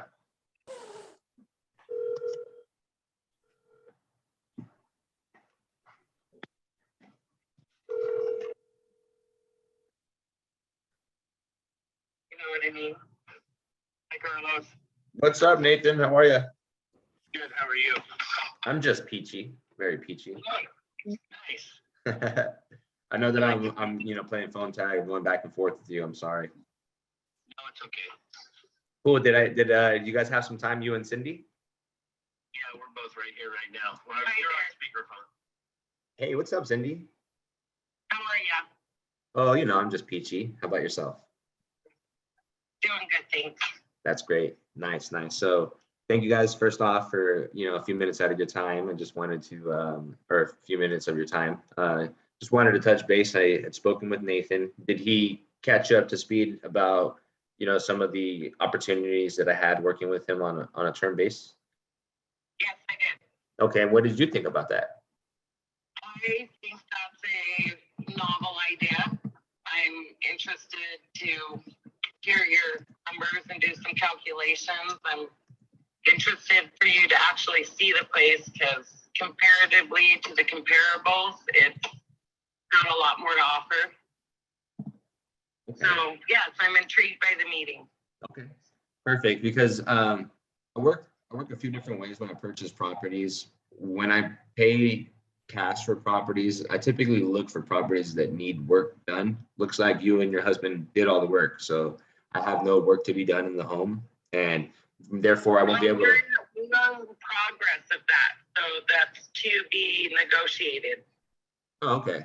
Yeah, Nathan said you guys were almost finished. He said you guys are about 30 days out or something like that. Does that sound right? Yeah, Okay. almost finished, no, but 30 days out, yes. You guys got a lot of work in those 30 days then. Yeah, we got a 45-day task, so we're not far into this. Okay. Yeah, and the same thing, if you needed to stop where you were and allow me to do the rest like that. Okay, Okay, so yeah, typically when I purchase cash, it's to do like a fix and flip in a scenario where it doesn't make sense. It doesn't completely rule me out as the end buyer. It just rules me out using cash. So the other way that I can make sense of a deal is when a seller wants closer to market price, obviously if the house is worth it, that's totally fine. It's just that it won't really work for me cash. The way that I'll make money is on terms, meaning some money down and I'm making payments over time to you. And how I make money that way, since I'm not making it on the front end, I'm making it through the passive income. So whatever you're charging me just needs to be less than what I can max out the rents for. That's the way it really works for me. If well, that's, yeah, like $500-600 a month. yeah, as long as I can cash flow some money, make some profit, then we're good to go. I could pay for more, and that's actually what I've been known to do. I've been known to pay more than most cash investors on properties this exact way. I would like to mention to you though, you can easily make $2,300 to $2,500 a month for rent on this space. Okay, so That's what they're going for around here. that's good to know. 23, 25. You guys have a remaining mortgage? Yes, we do. What's the balance on that? I believe it's around 70,000. Okay, 70,000. And what's your interest rate on that? I think 4.5 or so. It was 2009 when we bought it. Okay, 2009 on purchase. It And might then, have even been lower because Obama did some great things for us home buyers that year. okay. And then what? That might have been all he did, but he did. Okay, cool. So I have the rent could be 23 to 2,500, and then the mortgage remaining is 70,000. Interest rate could be 4.5 or less. And then what is your monthly payment to your principal, interest, tax, and insurance?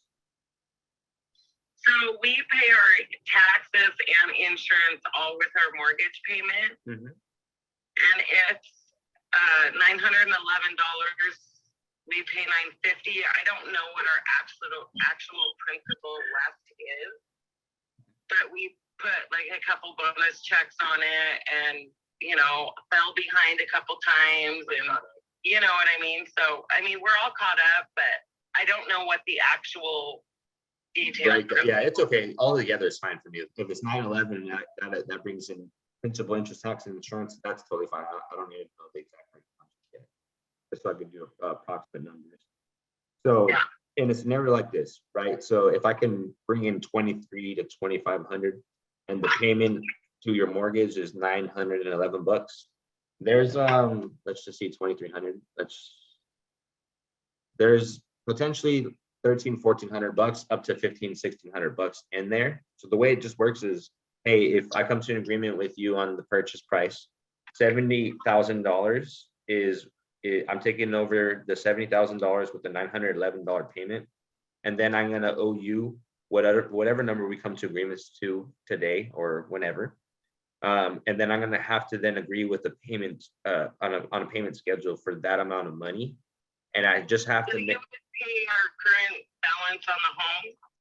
Yeah, so I would be doing it in payments. So there's the method is called subject to existing mortgage, and you also have equity in the deal over the 70,000. So if you guys are looking for closer to market price, you have that gap difference from what you owe, and that's called seller finance. Right now we are, because we're in a situation where I have to go find housing for us, our granddaughter, and my parents.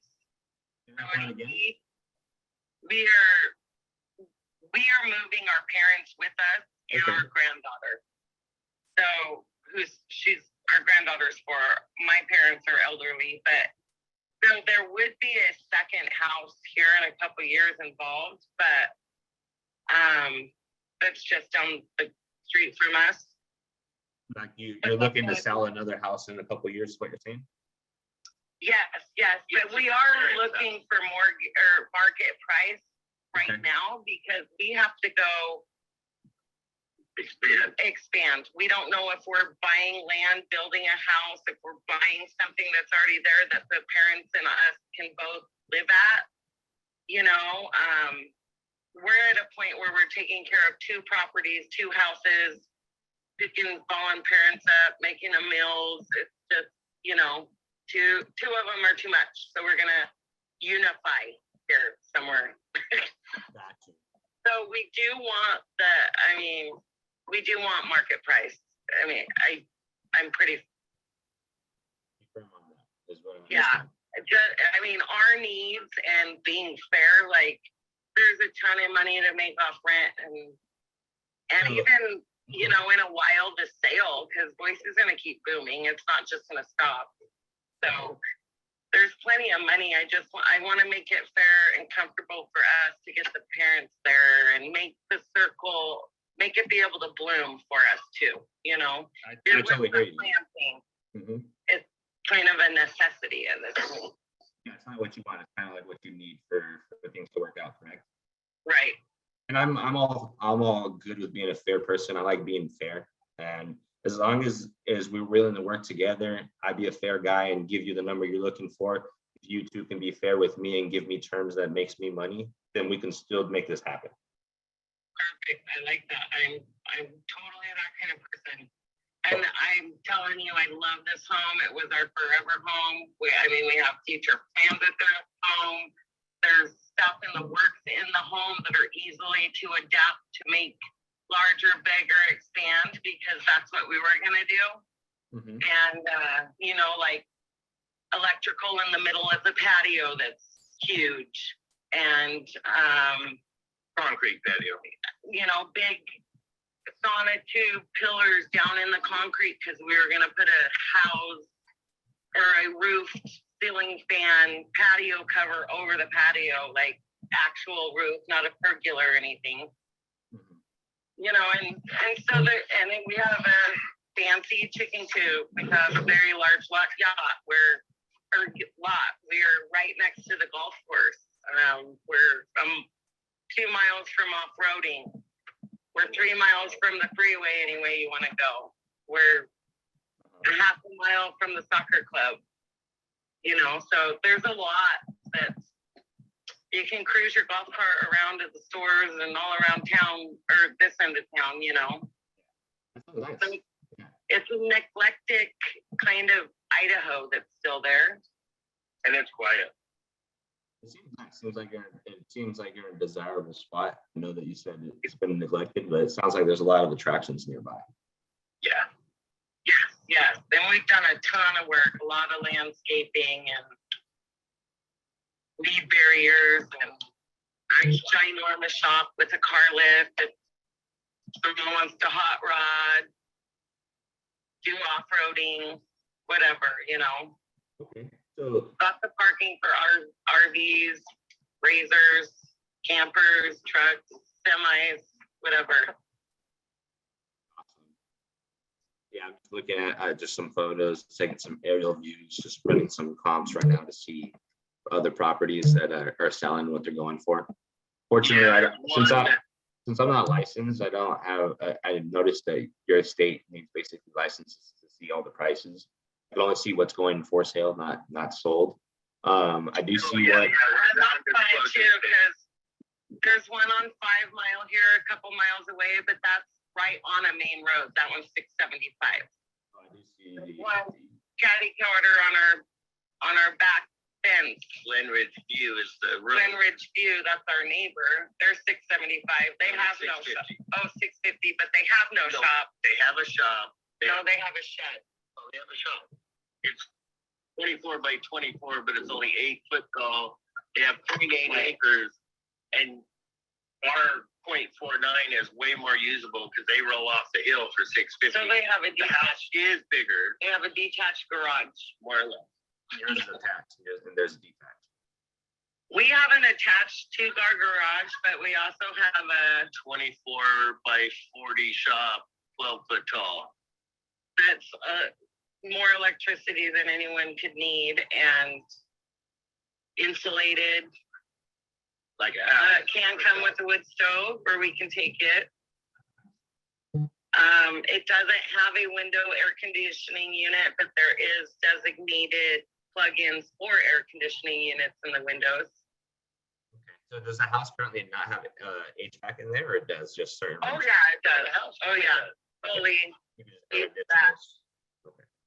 Yeah, just the shop we're talking about. It's a detached That's shop. a detached shop. Yeah. What's the size of that one again? It's 24 wide, 40 deep.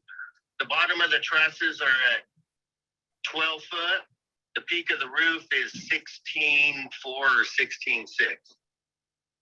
And that does have a car lift in it. Unless they don't want it, then we're taking it, kind of deal. Or you, well, that's Or you. I'm writing this all down and looking at it. I guess what I gotta get to now is, this is how I'm gonna look at it. Since I don't have a license, I can't see the numbers. I'm most likely gonna do some research tomorrow morning and call some realtors in town to help me get some comps done to make sure that the everything's fair. But what number are you looking to get out of this market value? If I was able to see it, I would have started bringing up the numbers. I just It would don't see it. honestly depend on your offer, because depending on your numbers depends on ours. But I want a 650 out of it.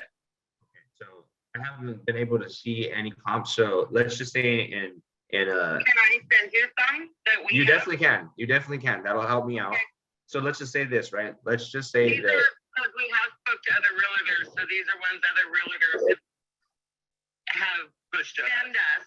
So it's kind of, in the last week or so. it's kind of like, I think it's a fair price because they have also sent those comparables to me. Uh-huh. So that's kind of, I think that's a fair deal there. Yeah, the only thing that I've seen, because I can only see active listings. I can't see what's sold. The only thing I've seen that's sold or that's active was this property that's listed for 499,000 off of Southview Court, 1,700 square feet. It's not too far from your home, but that's all I'm able to see. So that's why I know that your comps would help me out besides me talking to a realtor. But let's just say that we both agree that 650 is the actual ARV, and let's just say that I can afford that, which I've been known to pay ARV and a little bit more as long as the term makes sense, right? And so let's just say in a perfect world we can pay 650. I will mark it for you. You're awesome. What's that address that you saw? I want to look at it. Yeah, it is 11505 West Southview Court. Oh, Southview. Okay. So that's down below us. It's kind of by Highlander. It's like a mile out of the way. Mm-hmm. Yeah. I know. That's the Grange. Yeah. It's by the junior high. Mm-hmm. That's interesting. Okay. Yeah. So anyways, so let's say in the perfect world, we can give you 650, right? Now, what type of money down? Because I know you guys need to move and you guys are bringing in more family. What type of money do you guys need down? I'm thinking, 500. Oh, yeah. I think I need to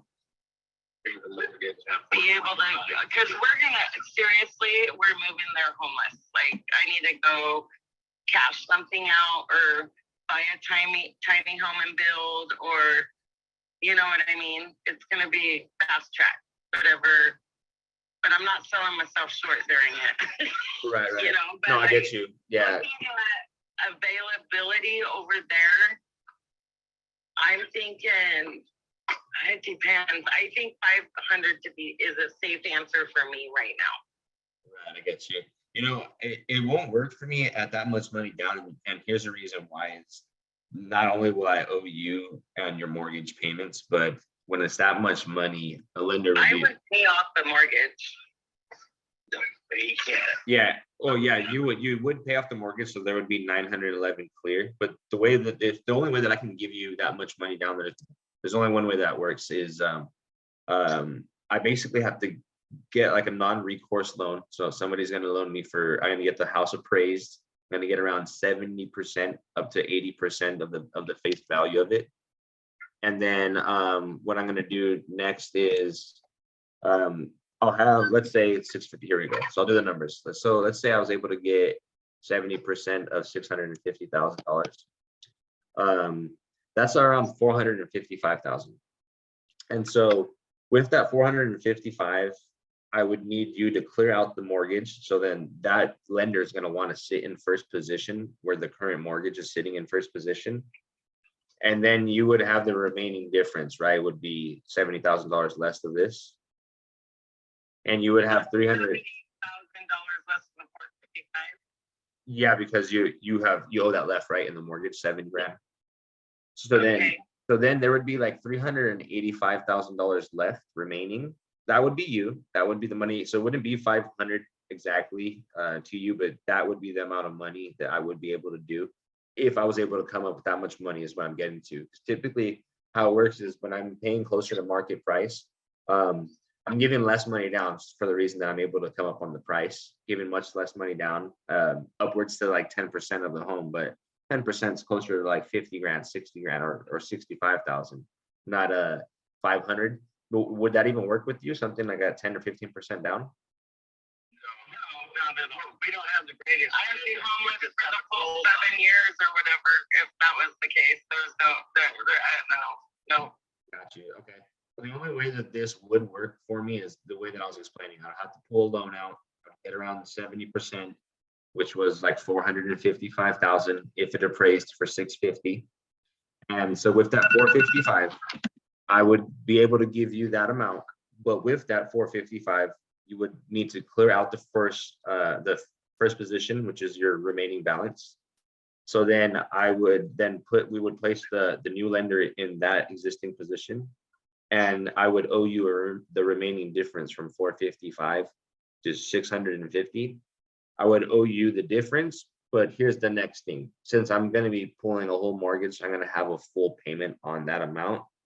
I won't be able to make an additional payment to your equity until we finish our term, and then I balloon the But remaining you're balance. not gonna have a full mortgage if I clear out the loan.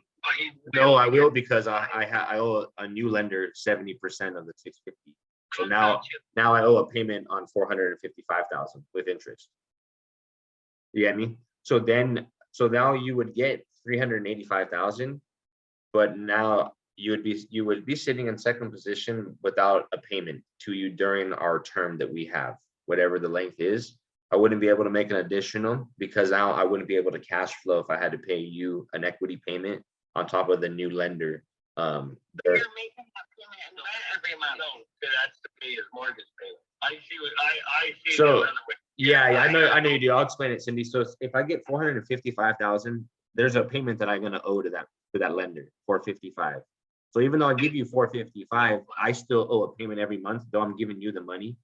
Now that lender is under my name, so now I owe them. So with the 455, you clear out the 70 grand and 911. So now it's down to $0, but I still have a full payment to the 455. That's going to be more than $911. So that payment on 455 is going to be much higher than 911. But it won't be 25. Yeah, it'll be close. It'll be a lot closer. Yeah, it'll be a lot closer. Yeah, because Okay, so now I don't get a payment on this money that I basically loaned you for 7 years or whatever. yeah, so that's the only way that I can make it make sense. I'm giving you that much money. That's the only way is me doing it that way. Otherwise, I won't be able. I'll just tell you now that I won't be able to move forward with it. No, and I don't know if we can either, just because I know we have to have more probably than 425 for initial setup. Because if we buy something for 375 that doesn't house us all, I've got to move a 900 square foot mobile home and put the septic in to make it happen for all of us. And I thought it was a different sort of deal, but I see exactly the way it is, and I just, it's gonna be hard for us to meet somewhere that makes it right for both of us, I think.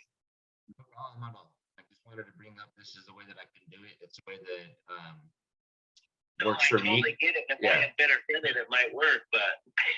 Yeah, so, Rather if we were in a better position and had planned this for a minute instead of it just falling, you know, it would have been a different situation, but. you guys aren't, so are you guys planning to, Move or fix, or, I mean, we're in a crummy situation, so we're not in a position where we can float on our own money for a minute, you know what I mean? do you guys need to cash out the house, or are you guys open to putting, you know, some money down on the house and then? No, we have to cash out the house and. Well, we have to hit that 500,000 mark. We can finance the rest. If it gives us 425 to start, I could get something between 3 and 350, but I might have to do a little extra to get her parents there at that price point. So The only scenario I think is, I mean, because I'm trying to figure out how to give you guys this money to help you guys out. So there's just two scenarios I can see is either you guys finance instead of purchase, finance the next place, might not be the best case scenario for you. Or if I'm able to get 80% instead of 70%, just depends on who I talk to. If I'm able to get 80% on 650, if it appraises, then that's 520 to you minus the 70. So it's like 450. That's a higher amount. It's just the same thing as I wouldn't be able to pay you guys additional on top of what I give you for 7 years. I would just come up with the remaining balance after the And our I term. keep the title, right? I keep the title to the house in my pocket until this is a done deal. No, that's I believe that's called like a land contract. What this is a seller finance. So kind of like this. Have you ever financed the vehicle before? Yeah, one. Okay, so when you finance a vehicle, let's just say Capital One picks you up. Capital One pays for the car, and now you owe Capital One, but you put your name on the title of the car, and you're also responsible if the tires mess up or need an oil change. You're responsible. The lender has nothing liable to the car. Actually, the lender can't take the car away from you. The only way that they can take the car from you is if you default on the payment. And if they default on the payment, the repo guy will come and pick up the car. In this scenario, since I'm actually buying the home, I'm not leasing it to buy, I'm actually buying it just on payments. I would put my name on title, but you guys would be on the lien position, on a position of you're a note holder on it. So you're a lender now. You're no longer the homeowner or a landlord on it. You're a lender. And so you wouldn't be able to take the home away from me either. It's actually my home. But in a scenario where, let's say a worst case scenario where, you know, I default on a payment, right? You have to think that, because that is the worst case scenario. I give you some money, down. Yeah, let's say I give you some money down and I make all these payments, 6-7 months goes by and I default. I get picked up by an alien or I get hit by a car, whatever the reason is, I can't make that payment. We sign a performance mortgage deed. It's a document that states if we default, the new homeowner defaults, the property gets deeded back into your name. And at that moment, we've already given you a large amount of money down and you keep all that money. And we've kept yeah, so we protect the homeowner since they're working with us. And that's basically what all lenders do too. Like your bank, that you owe 70 grand to. If you were to default long enough and they wanted to put you in pre-foreclosure, they take the home because they still own it until you clear them out. And it's the same thing. You would be the bank and you would be protected the same way. Okay. I think we might have to have a conversation. That 80% is a lot closer to Right. a doable deal. I mean, like I said, things are fluctuating over there like they are here. We don't know what position we're in. It's kind of gonna be like You're straight we homeless. just have to, yeah, we just have to hit our mark. We have to know it's gonna be okay, you know. Me too. And here's the thing, I respect that. I respect your position. I do understand the payment on the new loan. I'm a little bit worried about the money for 7 years. That's a lot of money to just give someone for 7 years that I don't know from Adam. To a home that I love in a place that is location. But yes, And just a side note, there will be 2 homes. The next home will be more of a buyer needs to rebuild home. Okay, But that's totally fine. I do it all. um, So I'd definitely love to work with you on I'm the pretty next one. much going with whoever I go out with on this home with the next one because I don't want to do this all again. I just want to be set over there and get rid of parents' home and move on with my life, you know? Right. And here's where I'm at. I'd love for you to try to sell it cash if you can for that amount. I would love for you to achieve what you're looking for. Mine is more of a last case scenario. I'm not in a rush either. That's why I'm not hassling you guys or bringing you down on number. I look at a lot of deals every week. I get allocated a lot of funds to buy homes as well. But in scenarios like yours, I would just have to pull an additional loan. And it really comes down to you guys need to make a solid decision if this is what you want to do. If not, you guys can go out there, sell it for sale by owner, list it. Listing it's going to get the best eyes for you to get the most on the property. And the reason why is you'll get homeowners that actually want to move in there and live there, and those people will pay the most. Me as an investor, there's just got to be a way that I make money, and if it's not in the front, it has to be in the passive income. That's the only way that I work. Otherwise, I'd be a foolish business guy, right? Yeah, and so I'd love for you guys to try whatever you need first. Willing to hear if you can hit that closer to 80% mark, and I'd be willing to sleep on the That's where we're money gonna have being to gone get for a minute. closer to where we're at with this house. Mhm. You know, and get a true appraisal of something that's actually here. And maybe that's what we need to do when we're ready to get this appraised and we've got the inside and outside painted and the stuff moved out and, the yard's where we want it to be, then we can send you the appraisal and maybe we can talk again then. That'll work because for you to get the 650, you're gonna have to finish it up so then it can appraise for 650. Right. Yeah, we are appraising like it needed painted. We only, we have some wants here yet. We're still a month out, but then when we go, we're gonna go fast. No problem. I appreciate And I you will guys. send you the comparables anyway, so you can kind of be doing your research and be prepared for that conversation then or whatever you want to do.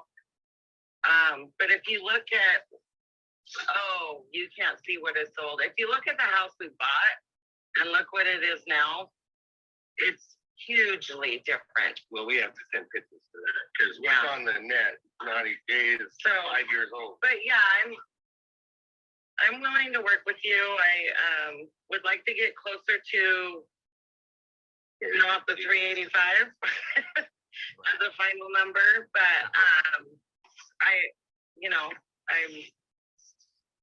I'm also, we got to do what we got to do kind of thing. Yeah, I'm willing to work with you. The thought is if I can make it work, I'll do my best. I gotta do some research and find some lenders that are gonna loan me up to 80%. That's basically what it comes down to. It's just to see which one's gonna give me the most for the appraised value. And that'll help you achieve what you're looking for. And then, hey, I get a property that I get to purchase. No, that sounds wonderful, and I think we need a minute here to discuss and finish a couple. I'm gonna send him comparable.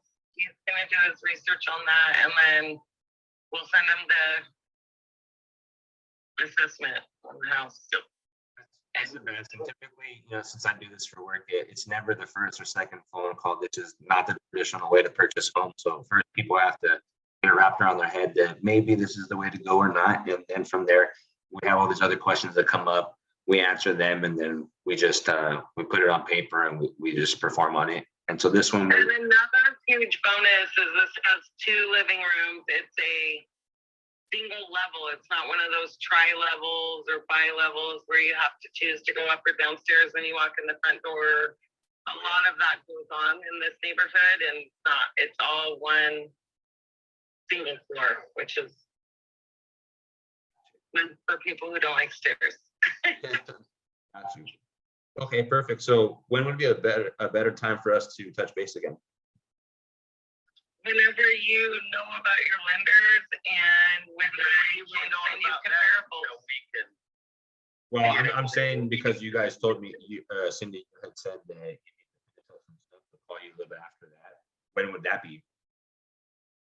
Let's start in 2 weeks. Okay. Even if it's just just to confirm each other. Okay. I need 5 more days to where I think we're at the appraisal stage, then it is what it is. Okay. It's gonna be probably closer to 3 to 4 weeks, 3 weeks. But I want to be in 3 weeks personally. Well, and we're not in a rush. So what we'll do is we'll follow up with you in 2.5 to 3 weeks. Just touching base, see where we are, catch up, and then I guess You always. want us to send you pictures or? Yeah, that's what I was gonna say next. If you guys can either email me or text me photos and I believe the appraisal that you currently have, so I can already run some numbers and do some research. We don't have one yet. We'll be getting one probably as we're sending you pictures because we want to get all that stuff done first. You know what I mean? For a correct appraisal. We're gonna have it all painted and fixed up while we're sending you pictures, and then when it's all done, we'll do the appraisal kind of thing. So Works. it'll all come to you in like a 4-day period, but you'll be like, This is my "That cell damn phone too. So, theater and thin." do you guys text or do you prefer email? Either way is fine, really. Well, this is my cell I phone. mean, you can use this number for texting and whatever we need to do, that's fine. Well, this is my cell phone. So over the next few days or week, go ahead and start sending me photos, and we'll go from there. All right. Thank you for taking the time. No, Thanks, thank Charlie. you guys so much, and you guys have a good night. You too. Bye. Bye-bye. Does have any questions?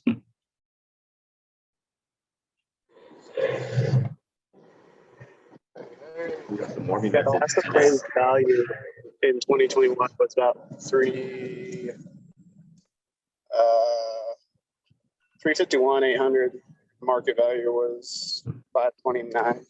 It's already dropped. Oh, good. If they're gonna get an appraisal themselves, they're gonna figure it out when it gets there, Yeah, when they reach that stage and they actually, Yeah, See, what happens is I don't need to argue with them right now, right? Because then it just get them to not like me. So now that they're open to doing the appraisal themselves, the reality is they're gonna get the appraisal and they're gonna find out it's probably not 650 anymore. And from there, then that's the number I'm gonna work off of and work down on. yeah, no, that's definite. Yeah, it seems like I got 2 Morby method deals though. I don't really work them, but those are two of them. Were you on the last call where I was working a property with Mike? Not Michael, but another Mike that was in here. It was not. That was a home right next to where I live in Palm Springs. It was like, he wanted like 2.3 million. And same thing with, he wants like 800 or 900 grand down. So I worked the same way I worked this one, the Morby method, where, hey, get to pull a loan for that amount of money. So I guess they're gonna send us photos. We'll follow up in 2.5, 3 weeks.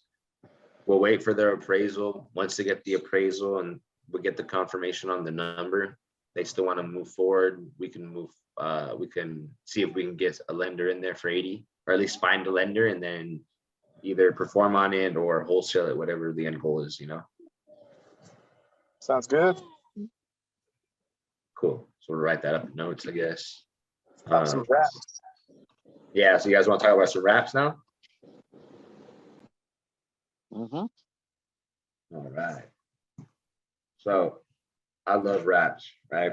Now, when you get a home on seller finance, let's just say that let's just say in a scenario, I guess we'll use just very simple numbers.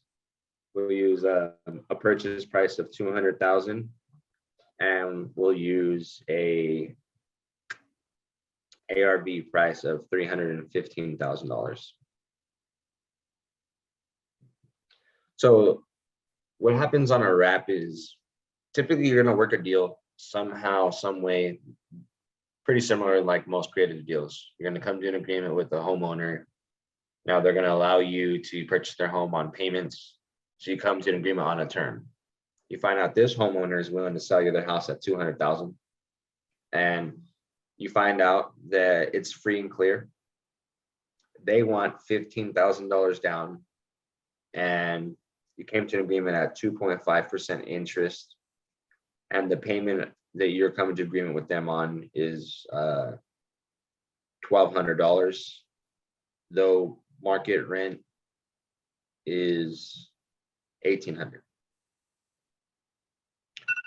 What I like about a wrap is on a seller finance or a sub 2 deal, when the deal is very tight, it's hard to make money. Let's say there's $200-300 spread in there. What happens is the whole 200-300 isn't yours to net, it's your gross, because most of the time you're going to be saving 15 to 20% away for your war chest, basically for a rainy day. Anything were to happen to the doors or toilets, windows, you'd have to take care of them yourself since you're liable as you're the homeowner. With seller finance and sub 2, you own the home, so you gain the appreciation over time, and you use the depreciation tax incentives on the property. Now, when you do a wrap, you hold the note. So you're now a note holder. You hold this note. You're in a position. You no longer own it, so you don't gain the appreciation. You don't get to use the depreciation or the tax incentives on it. You strictly get cash flow. Same scenario. You want to protect yourself. Sign a performance mortgage deed on the property in a scenario where the homeowner gave you some money down, made some payments, and a year later they defaulted. You keep everything they give, and you send them on their way, and you just resell it again to whatever the market price is.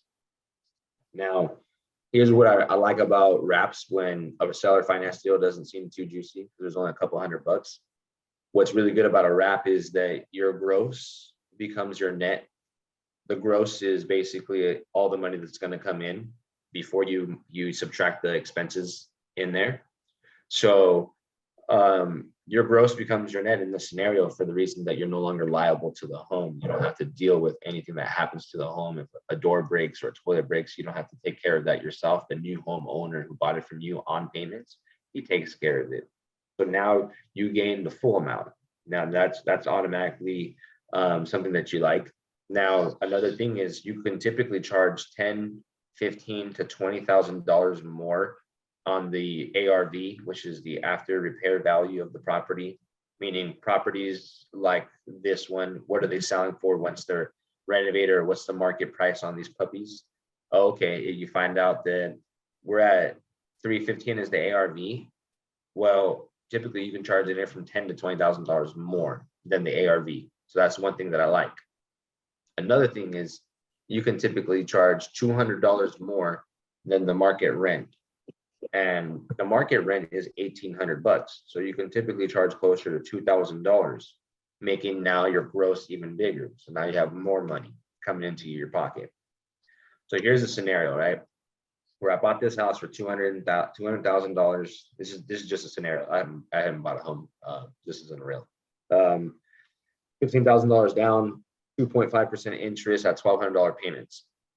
Now, when you wrap it, you're essentially going to take the terms given to you. You're going to add your terms, wrapping the deal. You're going to add your terms to there, you're wrapping your terms around it, and you're reseller financing the deal to an end buyer. Now, who's the end buyer, right? It's going to be a homeowner that wants to move in there. And there's an RMLO that you use to vet these home buyers. You still want to be diligent, make sure you're selling it to the right person, somebody that can afford it. And what happens is you'll find out there's a lot of people that have money down, the people that buy homes. And if you're aware that typically when you go and get a loan for a house, you get a mortgage, typically they want to see 2 years of proof of income at the same employer, same job. So in this scenario, let's say a doctor or a car salesman or a nurse, some business owner switches jobs, opens a different business and shuts down another one, and they don't have 2 years of statements, and they can't get a loan. They need a house for their family. Those are people who can buy these houses. Let's just say in a scenario, we're going to use a lender in here. Let me think about it. Let me not use a lender so I don't confuse you guys too much yet. Let me just do it where, let's just say this house needs no work. It's just ready to go. So I got a great deal. And then I'll do one with the lender later so I can break down how a lender gets put into a deal, how you factor what you're going to pay to them or how you're going to balloon them, and how you're going to clear them out of the deal. So we'll do that one a little bit later. This one is, we're just gonna wrap it, and I'm gonna go over some simple, basically exit strategies of how to sell this to your end buyer. Now, I find out the ARV is 315,000. Well, I can charge anywhere from 10, 15, $20,000 more. So let's just say that I now post this up on Facebook marketing, on Craigslist, with a realtor, like a for sale by owner for like a flat fee to the realtor. And let's say that I market this for $330,000 down, and I'm asking for $30,000 down, which is negotiable, right? People more or less can give me more. Reason why I say that is there's a home that I bought in Tunnel Hill, Georgia, that I was asking for 15 grand down, and I've had 2 people offer $40,000 down. And so they're lined up to see it. We're gonna basically fix up the house and have it painted by Monday or Tuesday of next week. And if so, then they're gonna, instead of giving me 15 grand down, they're giving me 40. I split the 40 with my partner up front. We make 20 and 20. And so it's like, it's awesome because you're getting a large chunk off of a deal while you're still carrying the note and holding on to the cash flow on it. So in this scenario, I asked for 330. I'm looking for $30,000 down. I'm going to charge now market rates. So on a wrap, you're going to maximize it. You're going to take a term that was, really good for you to make sense of buying. Then you're going to maximize everything. You're going to charge the most you can for the as-is condition on the property. So you're gonna, if it's closer to being market value, then you charge over the market value. You can charge up to 10 to 20 grand more. You're gonna ask for a nice chunk of money down, anywhere from 10 to 20%. Then you're gonna charge market rates, which right now are anywhere from 7 to like 9%. So let's just say we meet at 8%. And now we're making a 5.5% difference. That's a lot of money to make on 130 grand. Remember, the market rent was $1,800, but you can charge upwards of $200 more on a wrap over the market price. So now we're charging $2,000 a month. So I'll just repeat. We bought it for $200. We're selling it for $330. The homeowner wants $15,000 down. We're getting somebody to give us $30,000 down. We agreed to 2.5%. The new homeowner agreed to 8%. We're paying $1,200 a month. The new homeowner is paying $2,000 a month. So we're gaining 5.5% interest on the deal. We're gaining $800 a month, and we're going to get $30,000 down. Now, let's say we lock up this deal, and within the first week, we get photos, we start marketing it, we find a buyer, we find a couple buyers over the second and third week. We have a close of escrow in 30 days. So you end up finding a buyer to look at the home, and he's committed to buying the home within those 30 days. You don't need a lender. You don't need to go and pull a lender for 15 grand and then pay them an additional fee on top for the fact that you already found somebody willing to give you $30,000 down on the loan. And your amount of money, the amount of money you need is just $15,000 to the seller besides closing costs, right? So it's like 2% of the purchase price. So let's just project that we did this correctly. We didn't need a lender.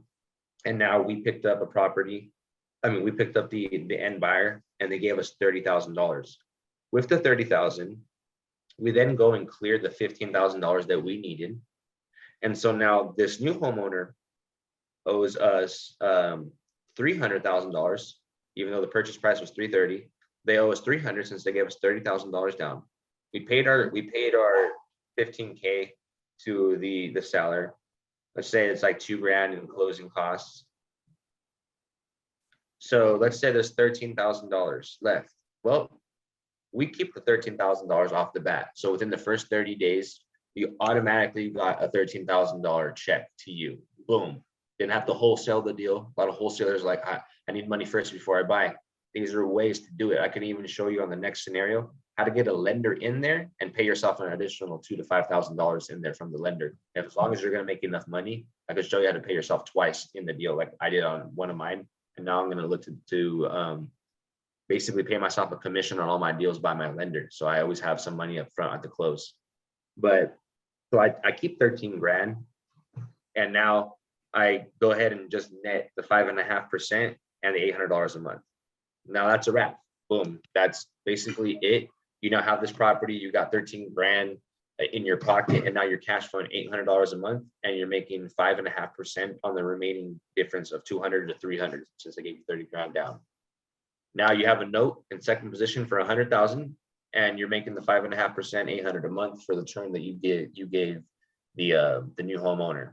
The term has to match the term that was given to you, or a shorter time. That's the only way it's going to work. There's no way that a seller is going to give you 5 years to pay them off, and then you give the new homeowner on the wrap 7 years when you don't even have that yourself. You have to give them 5 years and let them know you have 5 years to come up with the money yourself. You can either refinance it, you can get another lender in there, you can pull a HELOC, a home equity line of credit, whatever it is, you have to go ahead and do that. If not, you will lose the house in the 5 years of get the house back. Worst case scenarios, that crap does happen. And it's in the best case for you, because you just got all that money down. You made money each month. And if they default, you keep everything. Then you get to resell it again for the market price. Now, here's a strategy that I'm going to be using on a lot of my deals. It's a strategy that most people don't really get into or know it much. And I know my mentor has taught me it. Probably doesn't teach a lot of people. I don't know if you get mad, but I'm pretty sure he ain't gonna jump on my YouTube and check this out. So basically what's next is in a scenario where you wanted to, if you ever get to learn the note game and you want to exit by selling one of the notes, which will be your note, the note you created, you can get a large chunk of money within the next 30 to 60 days, but you're going to be selling the property. You're not going to no longer hold it or get that monthly income. Well, what happened is this.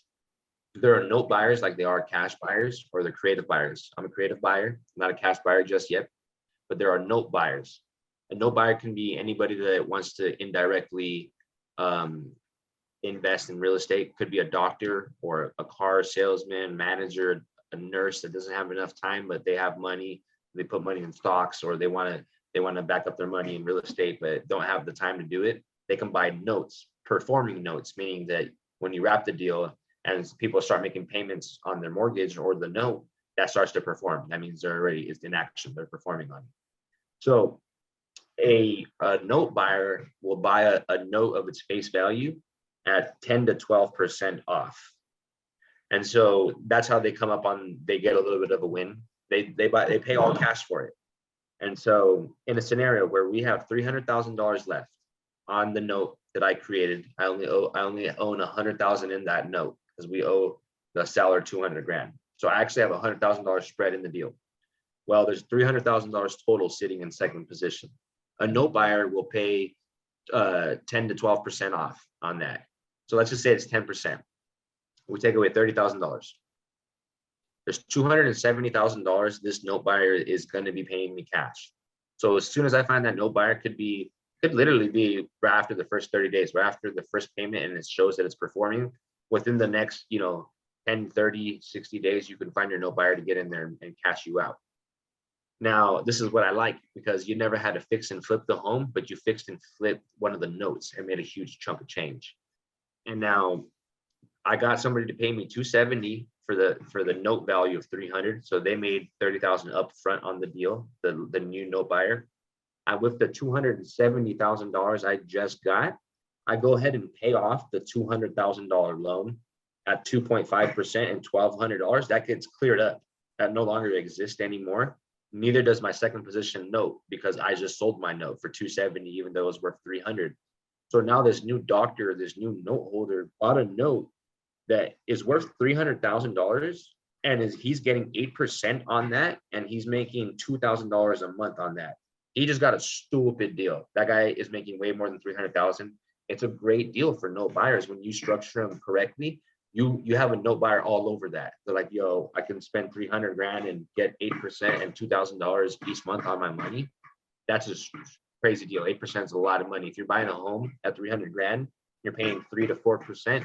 You're buying the home like 2.5 times after 30 years. You can imagine a $300,000 property at 8%, you're buying the house like 3.5 times.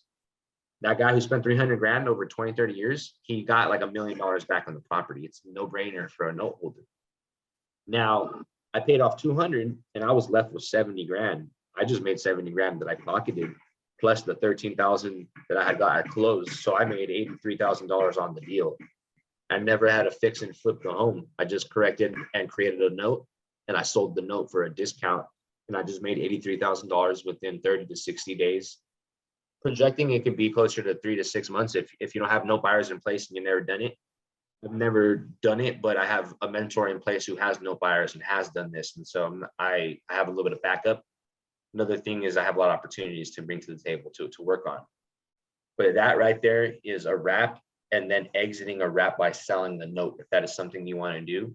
Now, it's very valuable for you to learn the last part I told you, because in a scenario where you get a lender in there, and this is the first time you're purchasing your home, a lot of people forget about the lender and how they're going to pay them out. Now, I might get a seller to give me 7 years on the length, but let's just say I needed $30,000 to fund this deal. I mean, let's say I couldn't get someone in there to close. So let's just say I find out I needed somebody to give me 15 grand for the money down to the seller. I find out I needed closing costs, but maybe it's just $17,000 that I needed. 18, let's just round it up to 20 grand. Well, I needed to get a lender in there for 20 grand. They're maybe not going to be open to 7 years on the 20 grand. So let's just say they give me 6 months to pay them off.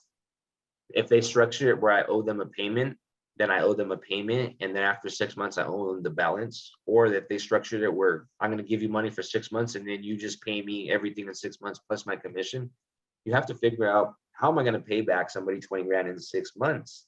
And so that's where you get stuck. Shit, I don't know how to. Now, a couple ways. If you're eligible to pull a HELOC, home equity line of credit, you can. Cash out refinance. If the interest rate is already so low, I don't know if you can refinance and get a better price. You might not be able to do it. This is a scenario where you can exit your lender if you had to. Now, the thing is, you give up is you're not going to hold the note anymore, but you can find a way to take the deal, make money on the deal. If you needed to pay a lender in 6 months, fuck it, you got to do this note. You got to sell the note until you sell the note, and now you make a chunk of change, but you're no longer holding the note. That's a way that I always see it, because now that I buy a lot of properties and I use lenders on everything, I always have some type of 6 month or 12-month window to pay them off. And there's no way in hell that I can pay them the full amount in 6 months or 12 months.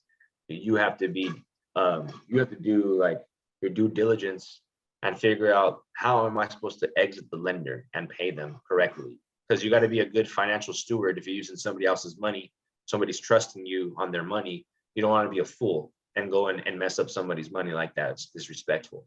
And that's the fastest way for you to lose your name and just tarnish your business and everything. But that was that. You guys, I'm going to open it up to Q&As on the wraps. Do you guys have any questions? Yeah, can you say where that 8% came from again? Where are you getting that on the 300? I created the 8%. So if in a situation where somebody, let's say David, we're working with David, right? Sam? Yeah. We're working with David, right? Right. Okay, so you know how he asked for 3.5% at first? Right. So let's just say I can't come down, like we just come to agreements at 3.5%. That's what I owe to him. Well, if I wrap a deal, on a wrap, you can now charge market rates for it. So the market right now is 7, 8, or 9%. So it's up to me. If I say 8% and they don't negotiate with me, then they're gonna pay me 8%. And that's where it comes up. I created it. Okay, gotcha. Yeah, I just put into the like I have a note right now that the one that I was talking about, the one that somebody's gonna give me $40,000 down on, it's 10.5% interest rate, and they were willing to do it. That's a crazy interest rate, dude. And whoever, so if you wrap that duplex and your cash flow and just say 3,000 at the time, whoever buys that note would be getting the 8% plus the 3,000 a month. Yeah, but I'd keep that one from David. I would want to. Yeah, that's a good if one. I wrapped it, or I'd rather keep it though, instead of exiting the note, because there's going to be like $1,000 or $1,200 a month cash flow on that. Yeah. And I'll own the property, so I'll gain the appreciation and depreciation over time on it. So that's actually one that I would actually buy and hold, not hold the note, but actually own it still. Gotcha. Yeah, but yeah, in that scenario, yes. If let's just say we then wrapped it and sold it to another investor, or like a house hacker, somebody that want to live in the other one and rent out the other one, I would be then maxing out everything, maxing out the as-is purchase price, the market rent, and the interest rate. I would be charging way more.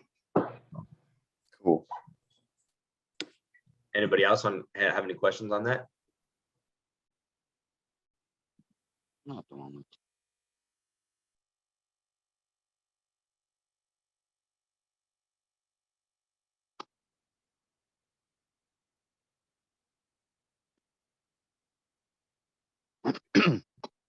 Hey, Carlos. What's up, Gillis? Hey, I thought you had to be a homeowner. You had to own the house for at least a year before you can do a HELOC. Is that correct or not? I think it's 6. Is anybody here whole HELOC? I think you could do it within like a 6-month period. Is it 6 months? Yeah, Is that legal? or like another thing is Depends like where you're at, I guess. let's say that you purchase a home at like off market, like how I purchase homes or how anybody else in here purchase homes. Let's just say that the house already has 70, 80 grand right when you purchase it. Right? You buy it for 250, but it's really worth 330. I'm wondering if you have to perform on it for a couple months first, 3 months, I think, 90 days, I think 3 months. And then you can pull a HELOC, because a HELOC is a home equity line of credit. And right off the bat, if you already have equity, I think that will help you out right off the bat. I'm not a CPA or actually know 100%, so that's just something we'd have to figure out though. I think it just depends what state you're in. Yeah. Yeah, so HELOC's one way. Cash out refinance, another way. Private money or hard money, another way. Selling the house on the market if it's up and you have equity, that's another way. Or selling the note. So you have 5 ways or more to fund the deal, to get you out of the deal, all that stuff. You have all of these additional ways to help you out at the term. Now, it just depends what the exit strategy and how much money you're going to be making. Right now, if anybody is going to be locking up deals on creative finance, just remember that we're going to be going downhill right now. We're going to be going into a slump. The economy is going to get, it's going to soften up, and we're going to come down in price over the next 2 years. And so try not to lock anything up or agree to anything in 2 years, and be transparent. Let them know, hey, the thing is, if I do this in 2 years, what happens if we get this appraised in 2 years and it doesn't appraise for the remaining balance I owe you, or the original purchase price? Then I won't be able to actually clear you out. That'll be a problem for me. I need to ride out this recession. I need to go 5+ years, 7+ years, so I can be confident knowing that when it comes back up, the value's up there, and over 5 or 7 years, each payment would bring some principal payments down. Even if there's interest or not, I'll bring down some payments. So over the 5 or 7 years, there might be a chance for the market to be back up, and I can just sell it on market if I needed to, find a lender, cash out, refinance it, pull a HELOC on it, or sell the note on it, whatever the best case scenario is.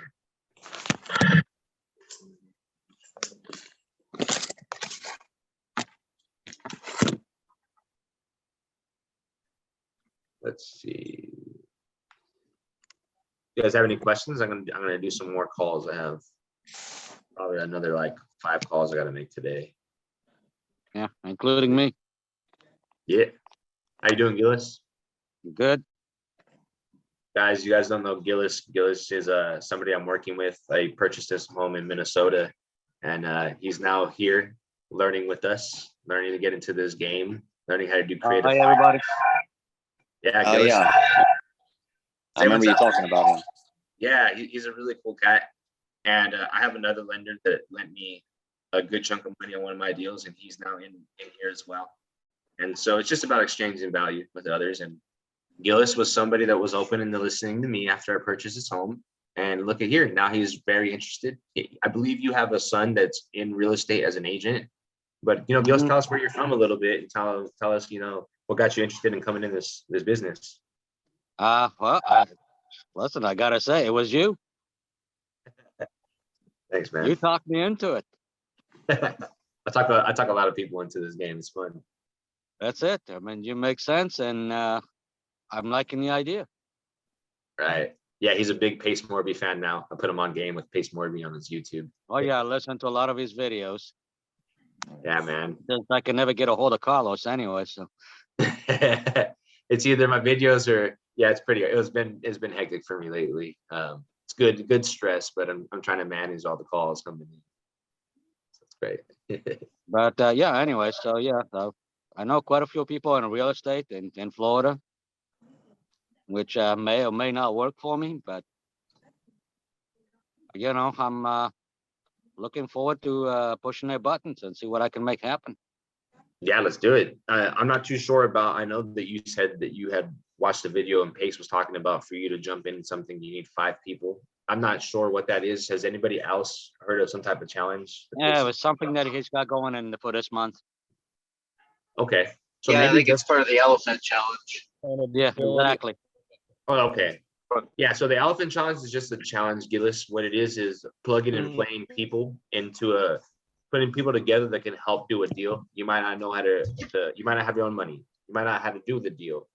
You might not be a real estate agent, right? And so what they do is they put a sub-2 student together with a wholesaler, a gator lender, and an agent, I believe. And then I think another bystander, another one of whatever you pick. And you guys then work together to try to find a deal, submit an offer on the deal with your agent, fund the deal with your gator lender, lock up the deal with your sub-2 student or your wholesaler, and then get paid together. So it's just a little bit of accountability. It's a group challenge for fun to get you guys interactive.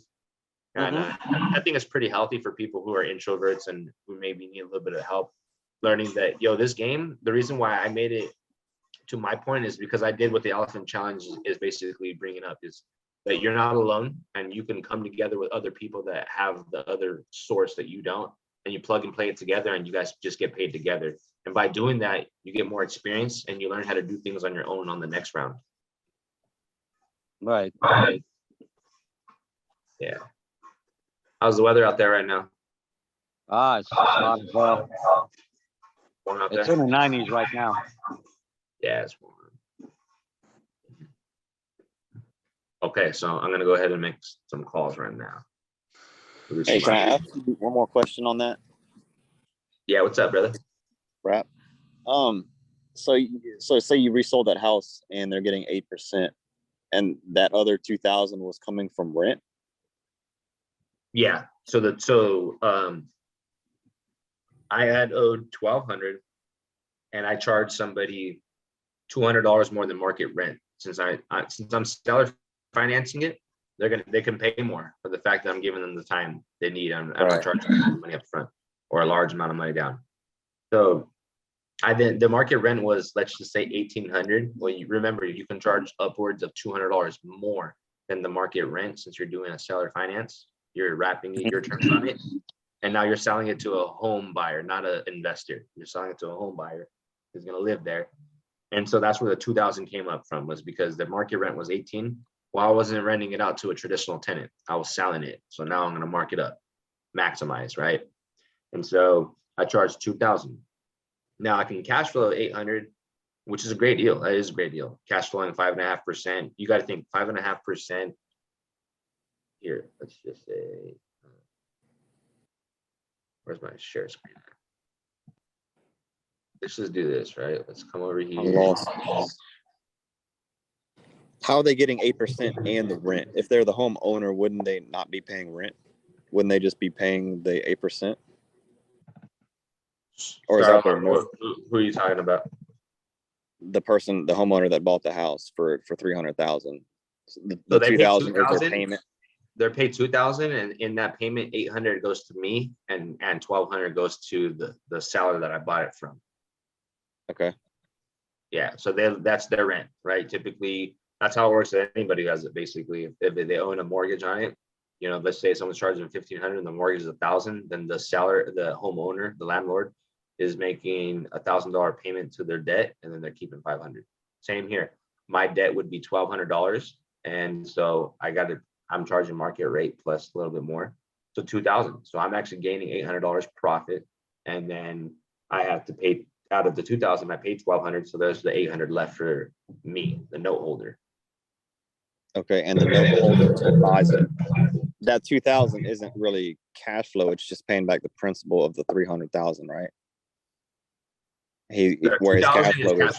The whole thing is cash flow. Now it's not net; it's your gross. Meaning that's all. The gross means everything that's coming in, every single thing that comes in. That's gross. Yeah, now, that's where I was confused. The cash flow that being net, gross. I thought net you were is saying what's that was yours. net.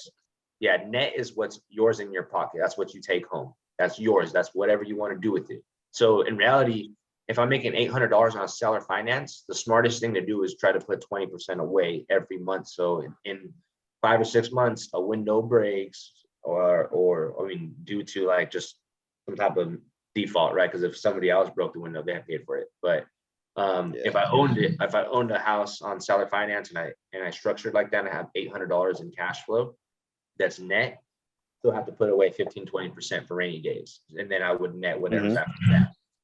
That's the difference. With this, rainy day happens, the new seller, if they just bought it, he has to take care of it because it's his own. I'm not renting it to him. I'm actually selling it. I can't go and knock on the door and ask for my house back. It's illegal. It's their house now. The only way I get that puppy back, and they'll make a payment on it. And that's it. And it's probably like,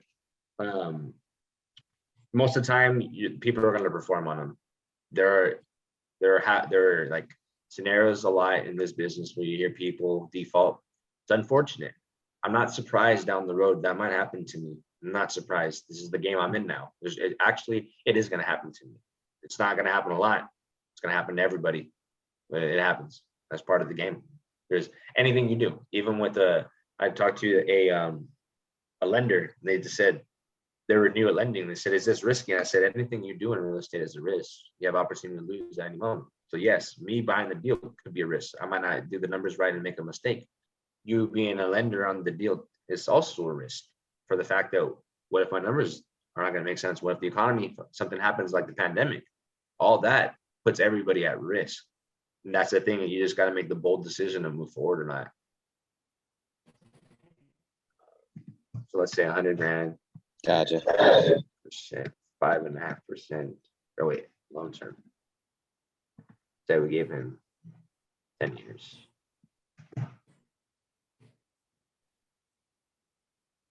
Look at this. So on $100,000, let's say I gave somebody 10 years. If I held the note, at $100,000, because I owed from 200 to 300 at a 10-year term, and I was getting 5%, 5.5% difference, I would have made $130,000 over the 10 years. So I not only made 100 grand because the 5.5% on the 100, I made an additional 30 grand, even though I got $30,000 down up front. You get me? So that's, now here's, let's say the note buyer, he buys the house for 300,000. I mean, for his discount, and he sells it for 300 for 10 years, but he's at 8%. Look what he's getting every month.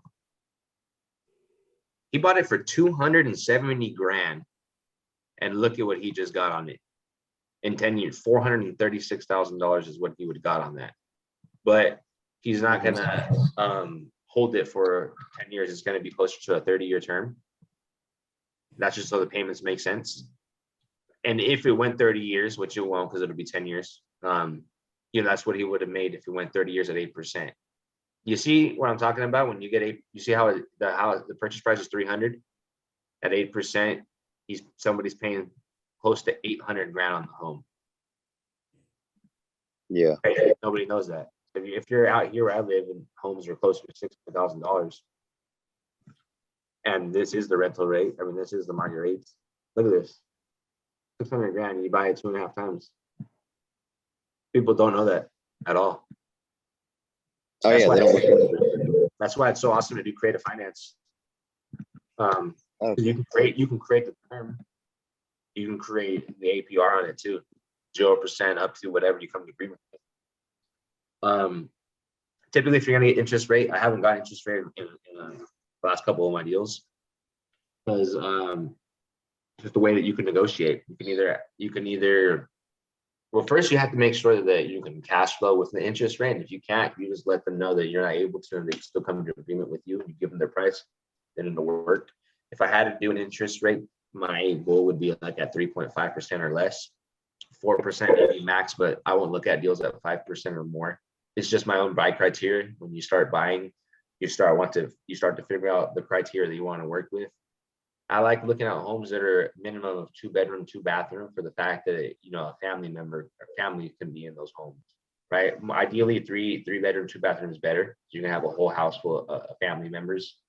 I like a minimum of 1,200 square feet, so it's sizable room for people to live in there, like a family. And 1940, 1950 year built or newer is what I like. Now my strategies are Airbnb and wraps. They're a little bit different on Airbnbs. I'd look to, if I'm gonna spend money, which I'm always going to have to, the max that I want to be on any home that's making sense for an Airbnb is 20% down on the purchase price. That's going to include all the entry fees, money down to the homeowner, any late payments. If I'm paying a commission to a realtor, or commission to a wholesaler or a sub-2 student, I'm going to need closing costs, renovation costs, furnishing costs, and holding costs if it's going to take me 2 to 3 months to get this renovated, furnished, and rent ready or Airbnb ready. I'm going to need 2 or 3 months payments up front as well on the deal. And that's the max. I'm going to maybe 25 if it's a home run, but really I'm sticking bold to my 20% or lower. And on wraps, I look for more properties that are almost around turnkey ready, or maybe need like lipstick type of work, like 15, 20 grand max. And if there is 15, 20 grand or more needed to do in the house, I need like $50,000 to $60,000 minimum on the spread of the purchase price to the ARV. Maybe even more, just depending on how high the price is. But that's kind of how my buy criteria is right now. The cash on cash is different on the Airbnb than it is the note. But as you guys get into it and you purchase, you'll start to figure out you like certain deals and you don't like certain deals. You like certain stuff and then you don't like certain stuff, you know? Yeah. Got you now. Sorry about that, bro. I misunderstood you the first time. I'm kind of retarded sometimes, but I got you now. Yeah, don't even worry about it. Give me 1 second. If you guys give me a couple minutes, I'm gonna run and do something real quick. You guys just chop it up. I'll be back in like 5 minutes, okay? Or Awesome. less.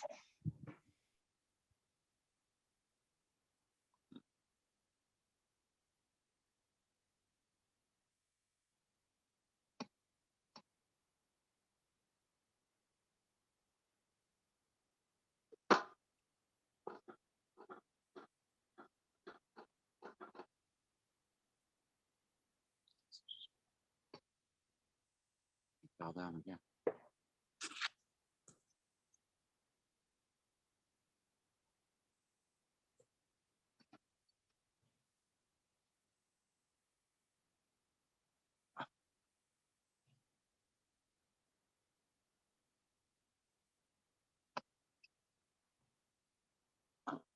Gillis, where you at over there? It's dark where you're at. Yeah, it is. I'm outside. You're on the East Coast? I'm on the East Coast in Florida, yeah. Dang, I wish. What part of Florida? I'm close to Orlando, actually. Nice. Okay, I got family in Orlando. Ocoee. Ocoee? Yeah, that's not that far from me. Yeah. It's cool seeing, you're in the dark and then Yeah, I don't have a safe haven inside the house, so I have to go outside the house. yeah, and then Carlos, it's bright where he's at.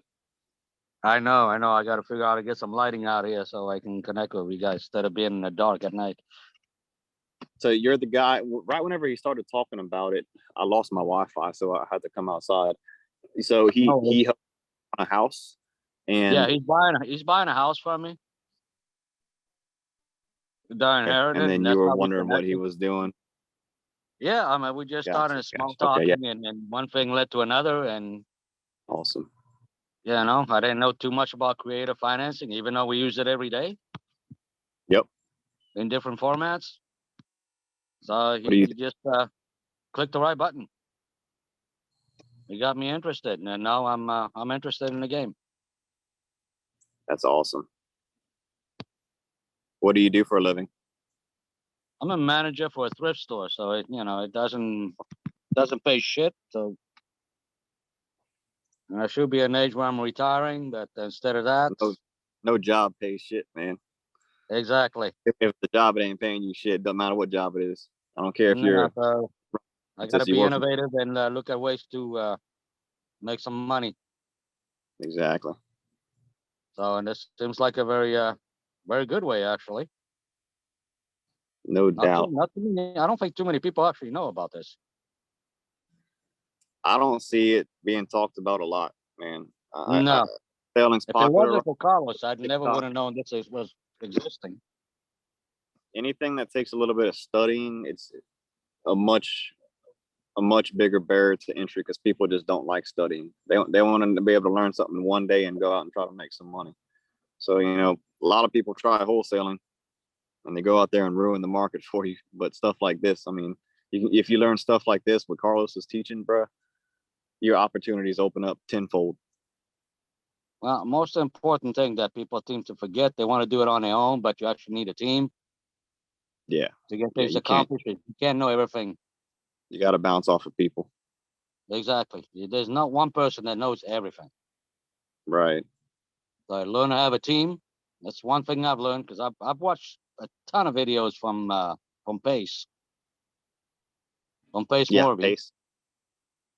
You know, I've never been able to connect or get on these things, but because I'm always late on the program, but I watch the YouTube videos, and so I'm learning little by little. You know, I'm absorbing, and You could the learn a more lot. I'm learning, the more something I want to do. Yeah. There's definitely opportunity in this. I mean, Yeah, it's you gotta endless. start up people. I get on these Zooms every day since I found out about, and these Zooms right here have taught me more than you know, the year of YouTube University I've been on, and even my paid coaching platform. You know, I'm actually in a group. It's not Pace Morbius. I wish I would have joined his, but they actually have their Zoom calls at the same time Carlos puts his on where I'm at, you know, and I'm in the central time zone. I'm from Louisiana. But No, even though I paid for that course, you know, Carlos is free. I'd rather get on Carlos's stuff because I learn more stuff here. yeah, and it's not what you pay for; it's what you can learn. Right. Yeah, just because I paid a lot of money for another There's a course lot doesn't. of scenarios out there where you're going to pay $20 to $30,000 to learn something, but you're not going to learn as much as from Pace or Carlos Exactly. because they So get you're in into the right the spot. depth of what you need to know. Yep. The You're only in the thing right I don't spot. like too much about Pace is there's too much fluff in there. So Carlos is a little bit more direct. Yeah, So, that's and gonna I be appreciate it. your guys that are, you know, real popular.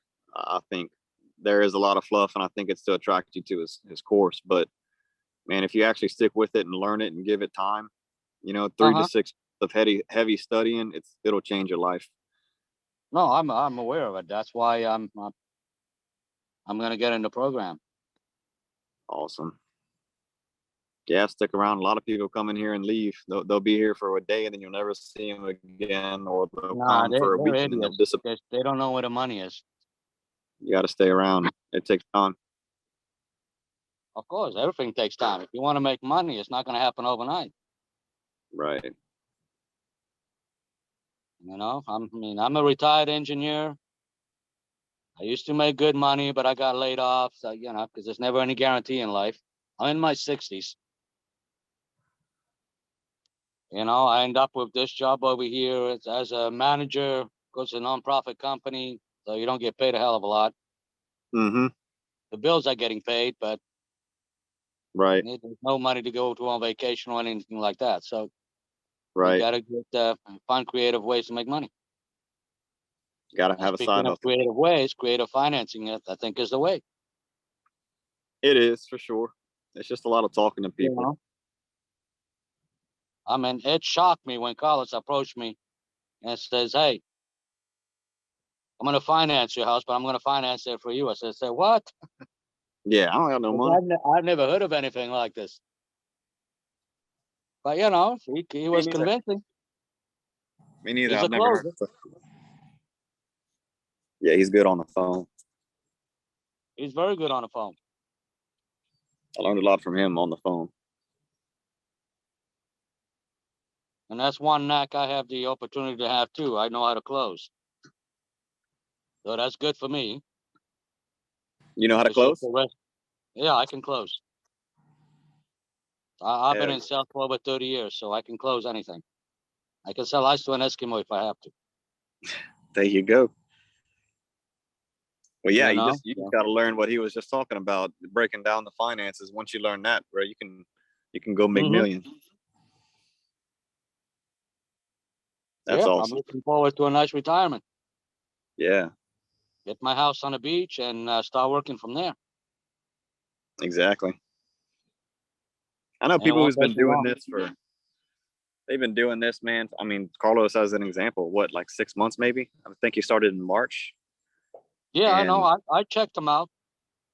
I did my so due many people I diligence. know have been, wholesaling or doing some sort of creative finance for a year, less than 2 years, and are just killing it. Made more money than they ever have in their life. It's just wild. It's It's it's all just what you put knowledge. into it. It's just knowledge, man. It's not about, working hard. You could break your back doing manual labor your entire life and still retire with nothing. Or you could study Exactly. hard for a year and become a millionaire within 2 years. It's just crazy. It's all about knowledge. It's what you know and The who you know knowledge and and the effort and you who put knows into you. it. You know, can't just work 1 day a week and expect to be a millionaire. That's not gonna happen. You gotta put the hours in. What's your schedule like over there as a manager? 9 to 6, 5 days a week. Oh yeah, so you got plenty of time to work on it. Yeah, of course. I'm on a live video, honey.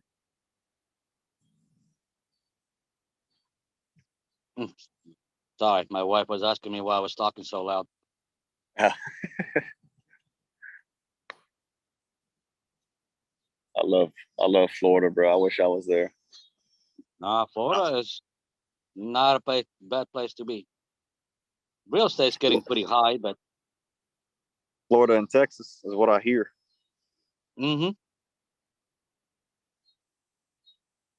but it's definitely a market out here. Well, it's a market in every state if you look at it. Yeah. Just depends where you go.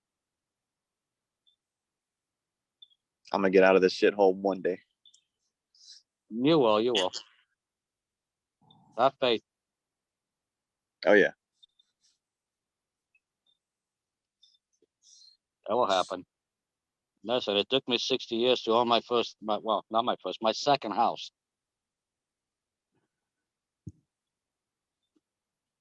You're gonna know, get but you your third house within 6 months. Oh yeah, but the next one is going to be on the beach. There you go. What beach you looking Yeah. at? Probably east. I'm probably going to be on the West Coast if I'm looking at anything. I like the West Yeah. Coast a little bit better. Better beaches. Yeah, less sharks. Oh yeah.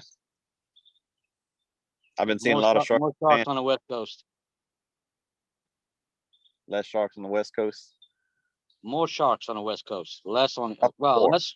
Yeah, no, it's the opposite. My bad. More sharks on the East Coast, less on the West Coast. Gotcha. I've been seeing them in the news. Yeah. Panama, So have I. I hammerhead haven't shark. spoken to him directly, but that's what I hear from the news. So where you at in Louisiana? Lafayette, Central Louisiana. Lafayette. Mm. Yep, Long I-10. Small town. Everybody knows each other here. It's aggravating. Yeah, that can be good or bad. Depends how you look at it. Yeah, it can be good or bad. You can't go nowhere without seeing somebody, you know. Of course.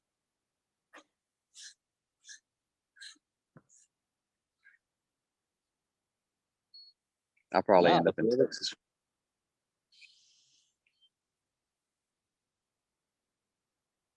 if you ever get this side of Florida, I'll send you my number. You always have a place to stay. Thank you, man.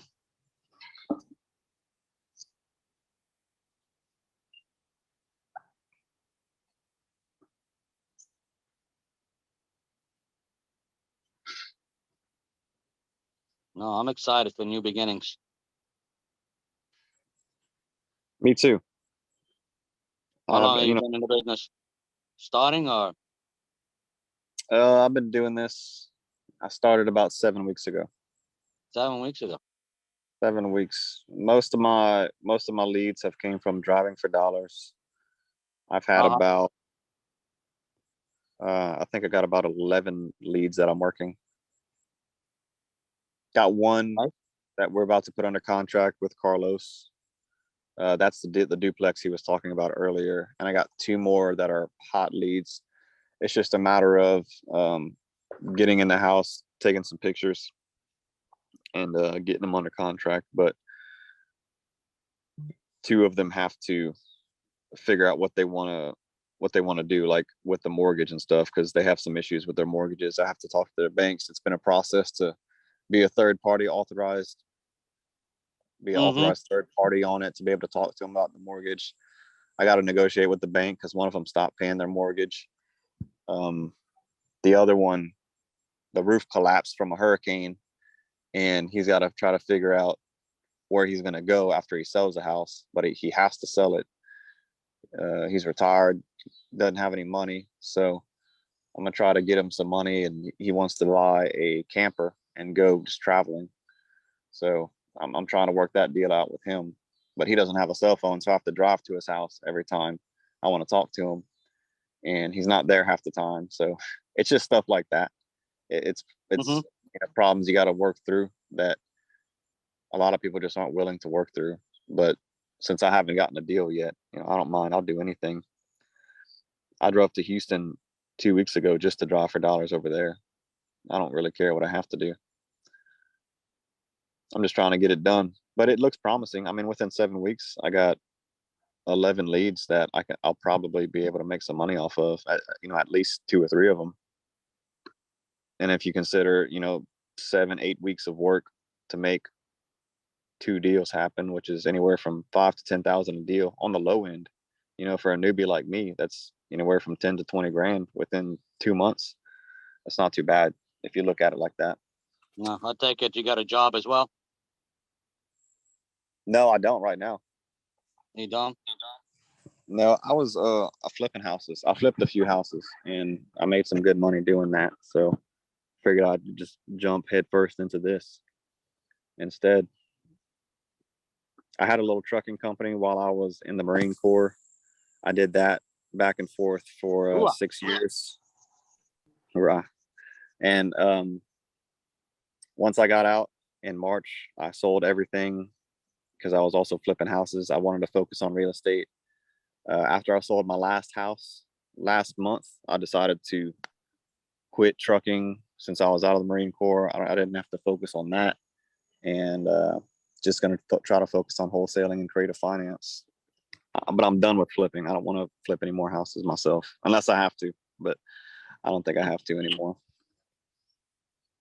All right. So I'm not an expert, by all means, not to this point in the game. But one thing I've learned by watching a lot of videos is you have a Facebook page. I do. Okay. Why don't you put ads on Facebook page? Try to get some financing people. Yep. It's a good way to do it. Yeah, that's what this is called, creative financing. So use your creative mind. Put ads on there, see who wants to give you money. That's how I get all my money. Got all my money that way. Facebook. Yeah, Facebook. Facebook, just going into creative finance page, go into other pages and say, hey guys, I have a lot of deals that need to be funded. You can put, I'm looking for private money lenders. If you have some money sitting in the bank, allow me to get you a double-digit return on your money, backed by real estate. And watch people. Try not to use your own money.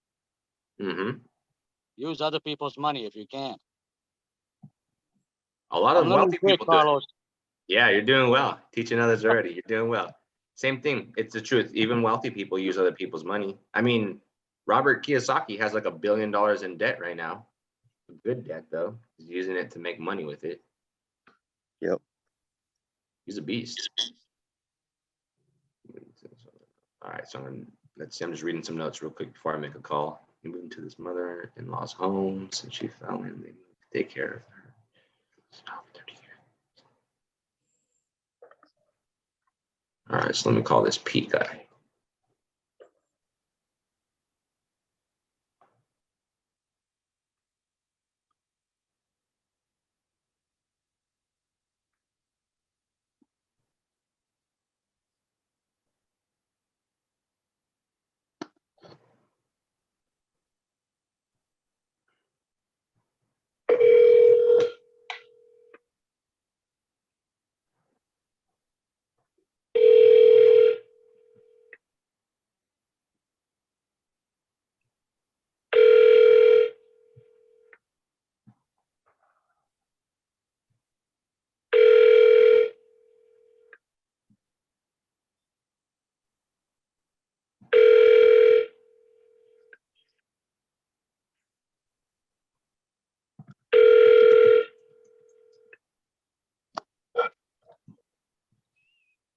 Your call has been forwarded to an automated voice messaging system.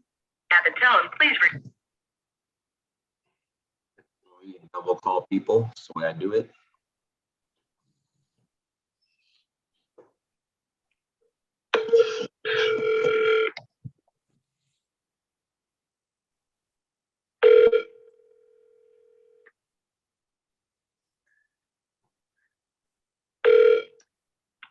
Hello? Hey, what's up, Pete? This is Carlos with Left Coast Buyers. How you doing, man? Okay. Hey, you had spoken with some of my associates, Edith, I believe you've touched base with about selling us your property, 3771 Luisa Cayosa. Is that how you say it? Cayaso. Right on. Okay. Yeah, so I'm just touching base. Are you still looking to sell it? Yes. We're still looking to do that. So I'm reading the notes real quick, and it's just catching me up to speed with what's going on, and I can see now that there's a little bit of a situation going on currently, correct? Yeah. Okay. And so I purchase homes lots of ways, and in scenarios where they get a little bit sticky, I'm also experiencing doing that. So there might be a way that I can help you out here. I just want to ask a couple questions so that I can kind of get an understanding of the home. So first off, I just want to make sure that I'm looking at the right house. It is a 3-bedroom, 2-bathroom. Is that correct? 2.5. Okay. And it's actually a 4-bedroom. Okay. So It's 3 bedrooms and we called it a den, but it is also a bedroom. Okay, so, well, a bedroom really, just for it to be considered a bedroom, it needs a closet. Does the den have a closet? Yeah. Yes. Oh, it does. Okay, so it could be a 4th room. Yeah. So, 4-bedroom, 2.5 bath. Yes. 1,752 square feet. Does that sound about right? Yes. Okay. And so I don't really have much photos on it. That's one thing I'm going to ask you about right now is just the condition of it. So the photos I see right now, there's 2 cars parked outside. Are those cars movable or is this like an old photo? What kind of cars are they? Do you have any? I guess what I'm trying to get to is, are there still cars in the driveway and are they movable or not movable? I don't know if they're movable. I mean, they belong to my sister-in-law's boyfriend. Some old Corvettes. Yeah, that's what they look like. Yeah. Okay.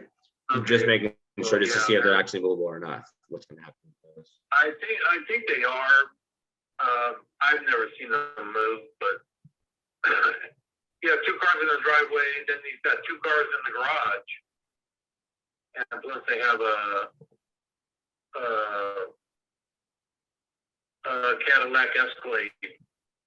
A truck. I see a photo of that. Yes. Okay. Yeah. Okay. So then the condition of the house, right? Like I seen some, the landscaping on the photos doesn't look like it's been upkept. Is that the same? Yeah. Okay. We used to have a big weeping willow in the front, and it uprooted everything. All my the sprinkler system and all that. It just messed everything up. Okay. And then let me ask you a little bit about the condition of the house. Since buying it, have you renovated it at all? Or maybe the last 5 years, have you renovated it? No.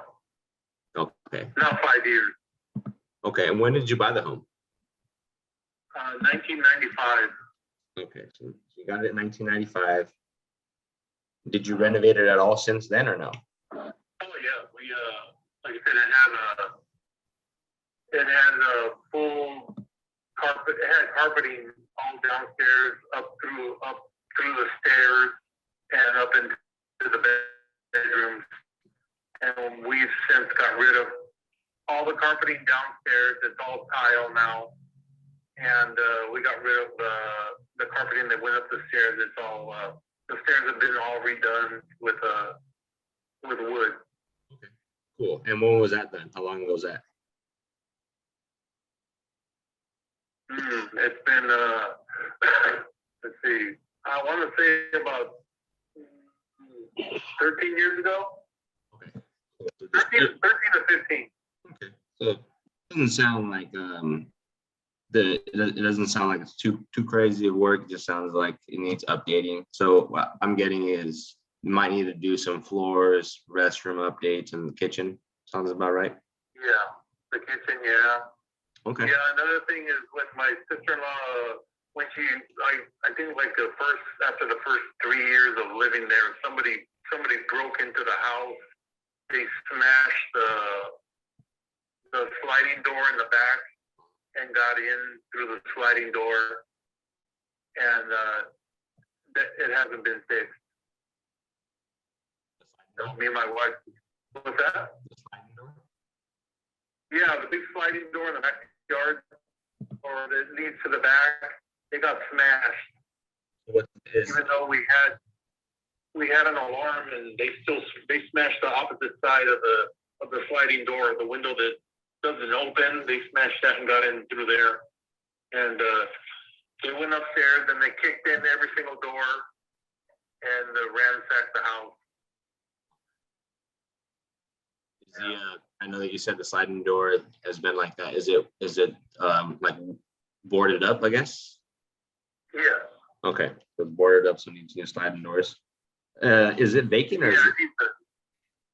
No, my sister-in-law lives in it. That's what I wanted to ask. I know you said your sister-in-law's boyfriend owns the car, so I was thinking if your sister's still in there. Okay, so sister's still Yeah, there. she's still there. The Escalade belongs to her, and they have a little black convertible. I think that belongs to her too. They say that her boyfriend says that all the cars that are there are in her name. Nothing's in his name. It's all in her. I don't know. I don't know. That's a whole different story. I got you. Okay, so I got a lot about the condition. What would at least the cosmetic work? So what about the roof? How's the roof condition?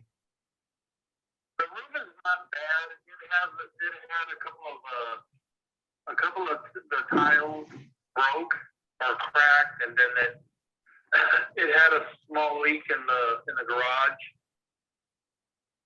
But I just replaced some of the tiles, and then there was one that was on the other side of the house, the back side of the house, that was that went into the closet for the master bedroom upstairs. That one of the tiles up there cracked, had a crack in it, so the water was getting in through there.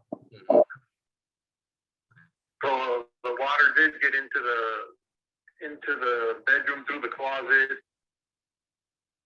So it's had some. But I went over there and fixed that. Well, just stopped it from leaking. As soon as it happened, I went over there and took care of that. Okay, and the plumbing and electrical work, how's that? The plumbing's good. The electrical's good. We had problems with the air conditioner, and we had it fixed, but I don't know what happened with it. My sister-in-law was supposed to use it, but they don't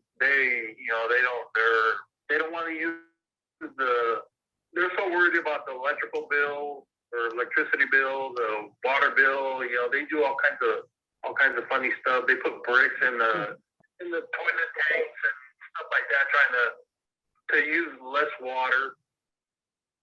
Somebody pulled the fuse box for the air conditioner, and they pulled the fuse out, and I don't know what they did with it. They threw it away or did something to it. I don't know. Sounds like they did a lot of MacGyvering, a lot of jib jabber in the house, huh? Yeah. So what's going on? I was reading some of the notes, seeing that I believe you have two homes, or that you're trying to afford, kind of make payments on both, but there's been a little bit of difficulty maintaining both payments, correct? Is that what's going on? Well, yeah, we've been I'm living in my mother-in-law's house. My wife's mom passed away, so I've been living here since before she passed away. we were taking care of her. So, you know, my wife works she works at Disneyland in Anaheim, so she stays up there, but she comes back and forth, but I've been here ever since, you know, like I said, I was watching my mother-in-law until she passed away, and so I'm still here. Okay. So your wife But works this house, down in Yeah. Anaheim? Anaheim, yes. Does she commute or like she comes out here for a while, comes down there for a Yeah, while? she'll come like every other weekend. She'll come down. Oh, She nice. used to come down every weekend when her mom was alive, but now that her mom and dad are both gone, so she comes down every other weekend now, or as much as she can. Or I'll go down there. Yeah, I go to Anaheim a lot. It's a nice area. Yeah, oh yeah. But she lives in Long Beach now. Oh, nice area as Yeah, well. she's staying in LBC. Long Beach. Yeah. Yes. Okay. So on this property, I guess what's your mortgage on here and what do you pay? I see your mortgage payment is 1,267. Is that right? Yeah. Okay, Yeah, and what's the remaining balance on the mortgage? I don't know that. I've been trying to look for the statement from the mortgage company, and we were going through some the stuff because my other sister-in-law, her son passed away, so we've been going through some tough times with her, and I kind of misplaced some of those statements, and I've been looking for them to find out how much is still on there. I know we owe more than, I think how much is left on it? I don't know, 300 and something thousand is the last thing, I think is the last time I saw it. Okay. So it's more or less 300,000 plus, right? Yeah. Okay. And I do see that there was some notes saying that you had sent Edith, I believe, some photos about a notice of default with an amount of around $12,346.91. Yeah, that's what we fell behind on when I worked for a company for 35 years and they went out of business. So I had a hard time, not a hard time finding another job, but when I got on with another company, getting COVID hit, and I was off for 6-8 months because of COVID. It must have been tough. It was tough, you know, and also my wife that she had just had surgery. She was out for a year, and then COVID hit after that. So yeah, it's been tough. We haven't been able to catch up. We're in a deep hole. We had to claim bankruptcy. We were trying to keep our vehicles, so we claimed bankruptcy. We had the house included in the bankruptcy, but then we worked out a deal with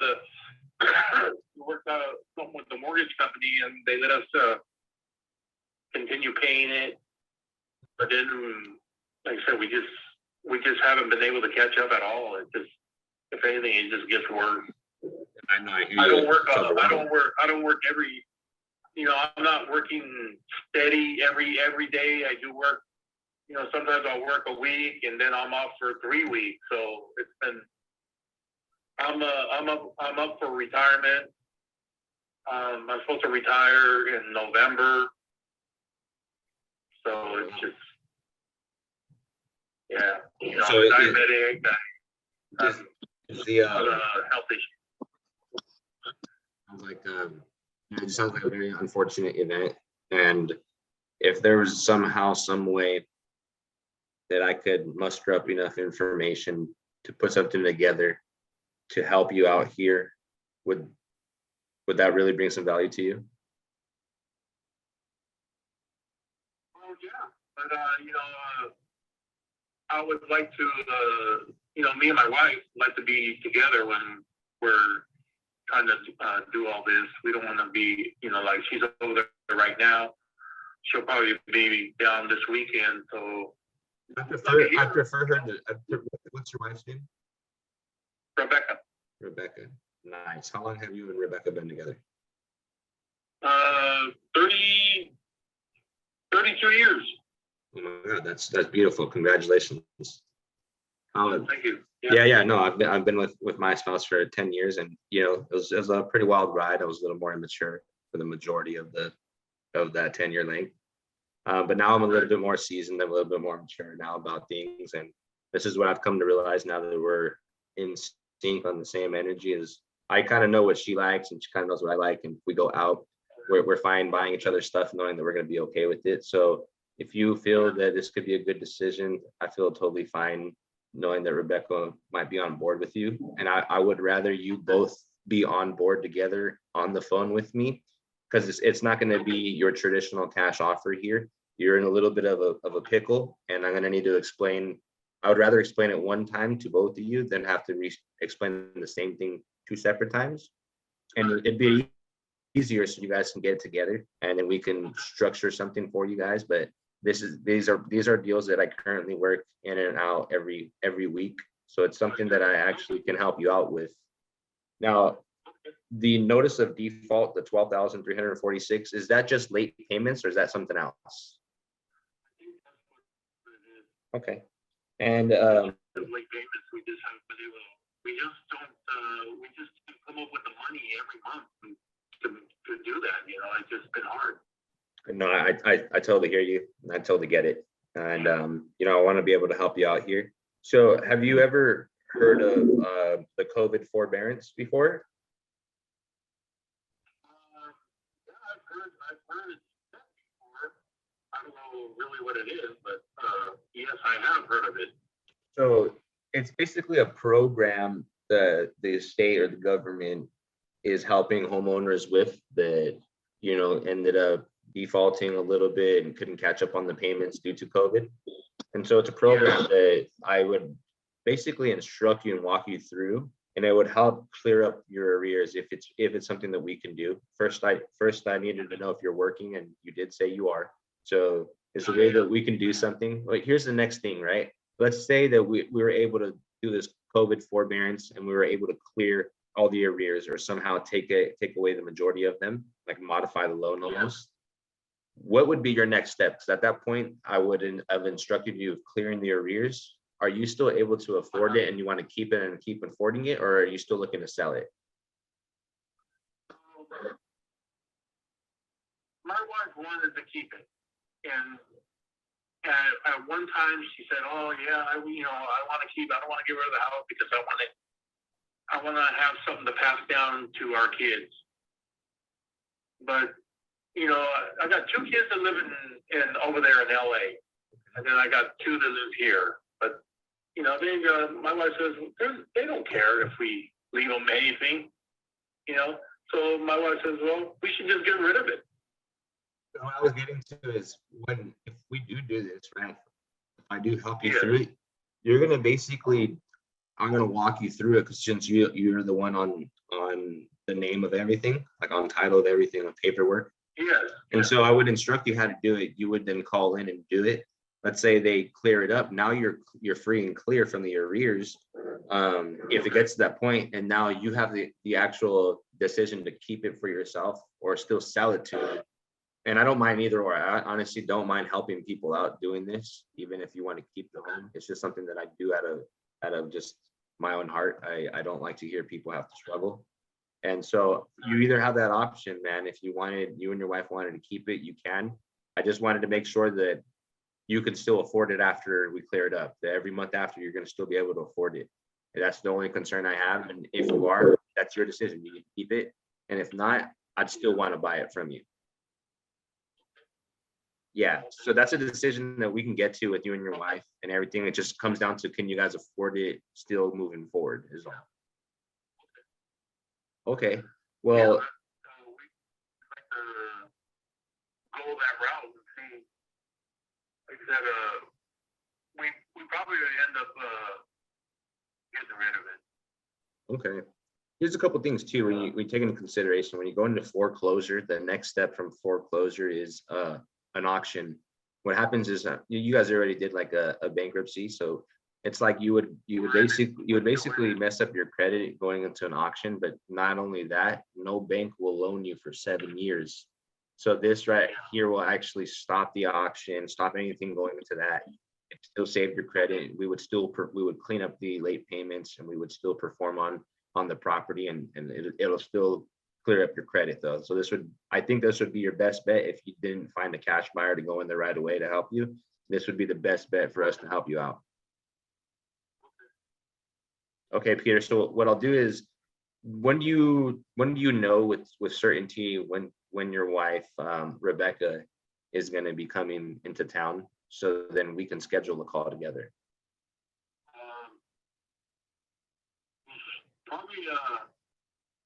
Probably Thursday night, and she'll be here Friday. Unless she has something going on over there, but I can find out.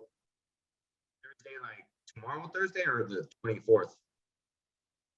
Well, she just came down last week on a Wednesday because, like I said, my sister-in-law had an anniversary for her son that passed away.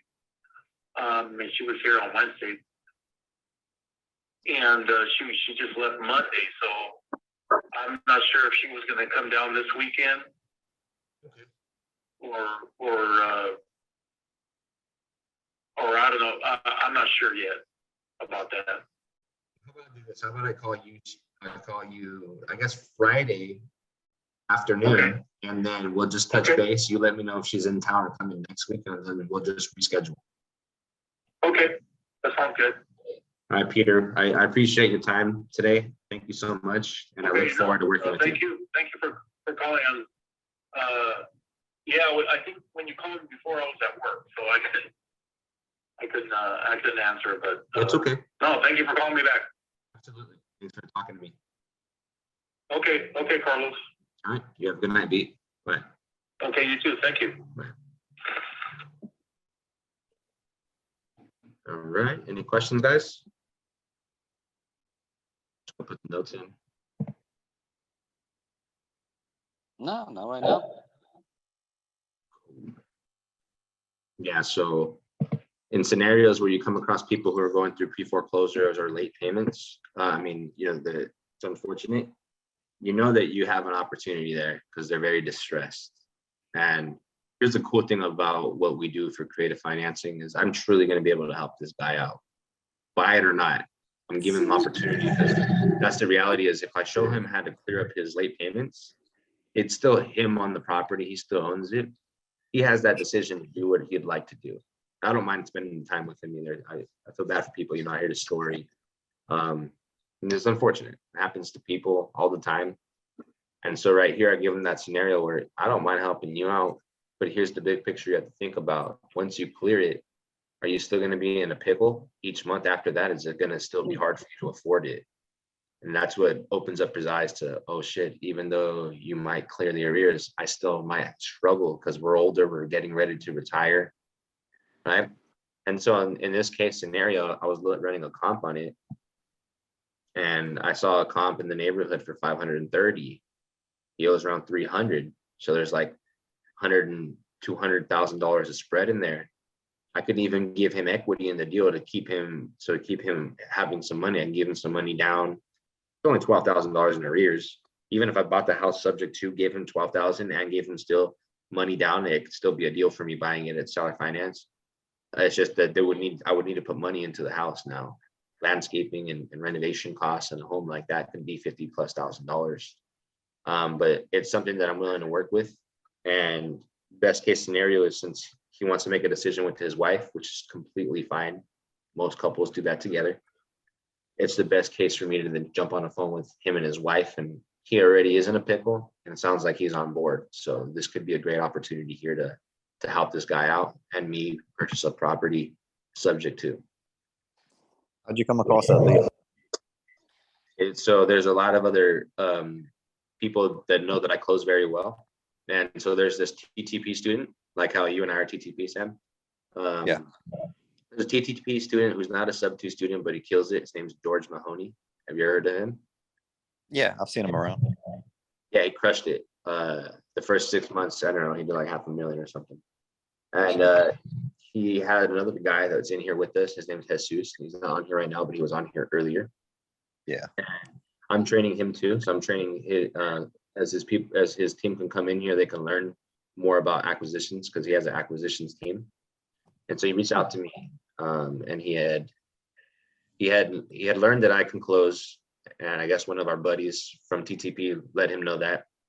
And he told me about how he had an acquisitions manager working for him. And I don't think he ever was an acquisitions guy before the employee he had. And the first 6 months, just doing acquisitions, like just closing deals, he made like $100,000. And he decided he wanted to go and travel and take some time off because I don't know how deeply invested he is as being a salesman or in acquisitions, but he wanted to have some fun. And so George is, has these radio ads that he pays for people to call in. So he has these leads, and he called me and asked me, hey, I have these leads that come in. I know that you're a busy guy and that you can close deals. There's a way that I can structure it where I get you just the hottest leads to you. Would you work these leads for me in return to take my acquisition guy's position? And I said, dude, 100%. I was like, why would I want to pick up that extra 6 figures for the 6 months just for your deals? I've been working with him for 10 days. I locked up 2 deals with him, I think. We locked up 2 deals, but one of them is going to fall out unless we renegotiate because after we saw the price drop in that neighborhood, they're high price neighborhoods. We're probably gonna have to renegotiate it back out. But more or less, I worked with him a little over a week and I got one already done deal. And there's this guy and about 3 or 4 more hot ones like this. I probably have a total of like 17, 18 leads so far from him, but they're all hot leads. And I work with him and 2 other sub 2 students the same way, where they just call me in and they say, hey, I have a team. Can you just be my acquisitions guy for a certain percentage and you just close the hot leads? And so that's what I do for other people. I come in, I'll close their leads, and get paid on it, and I move on to my own deals. That's awesome. That's how I got this one.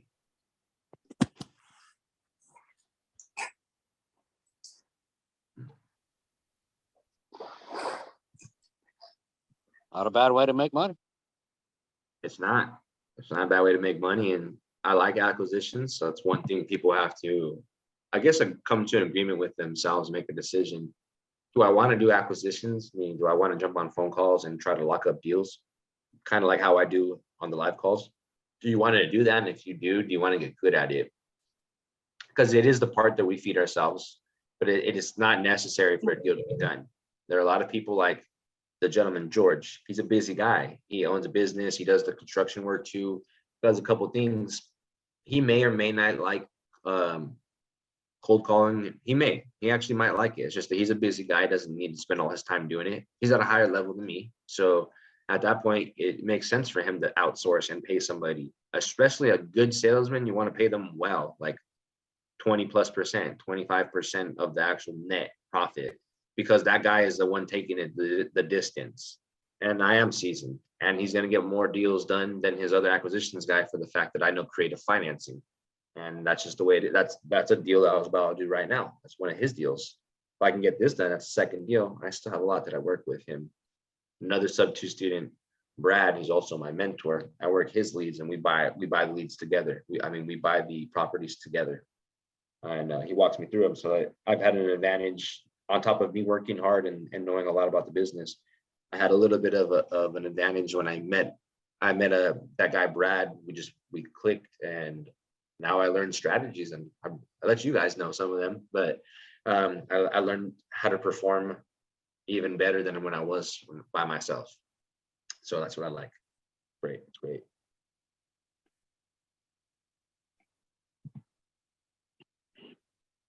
Do you guys have any questions, or we can wrap this up for the day and run one scenario tomorrow? I just got some paperwork to do. But any questions or any feedback, guys? Any other value I can bring to you guys?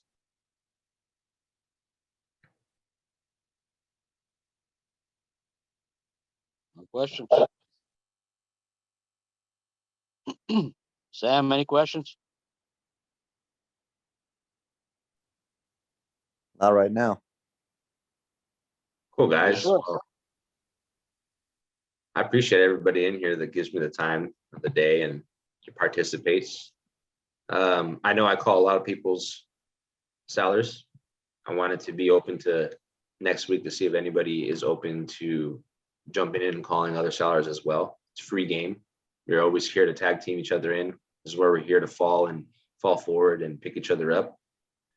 I know that Josh has a strategy he wants to implement. It's taking advantage of a 203K loan.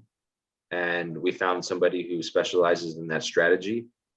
And he'll be a keynote speaker on an event that we're going to have for the Powerhouse, possibly next Saturday. So we're making a flyer right now. And not this Saturday, this next Saturday. So it's next Saturday. Yeah, so closer to the 25th or 6th, whatever that is. And it's going to be a very cool way of how to purchase a property. I don't know what it is. Josh, can you kind of just explain to the remaining people on here what a 203K is? Yeah, it's pretty much a loan that you can come in. It's like an investor type loan to where they will give you money on the house and money on the renovations with a lower interest rate. But there are some stipulations with it. You do have to live in the property for a year, and it has to be 4 doors or less.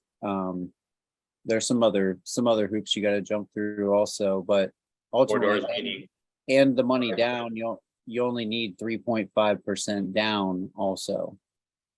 So you're not having to come in. Quadplex or less, right? So yeah, quad or less.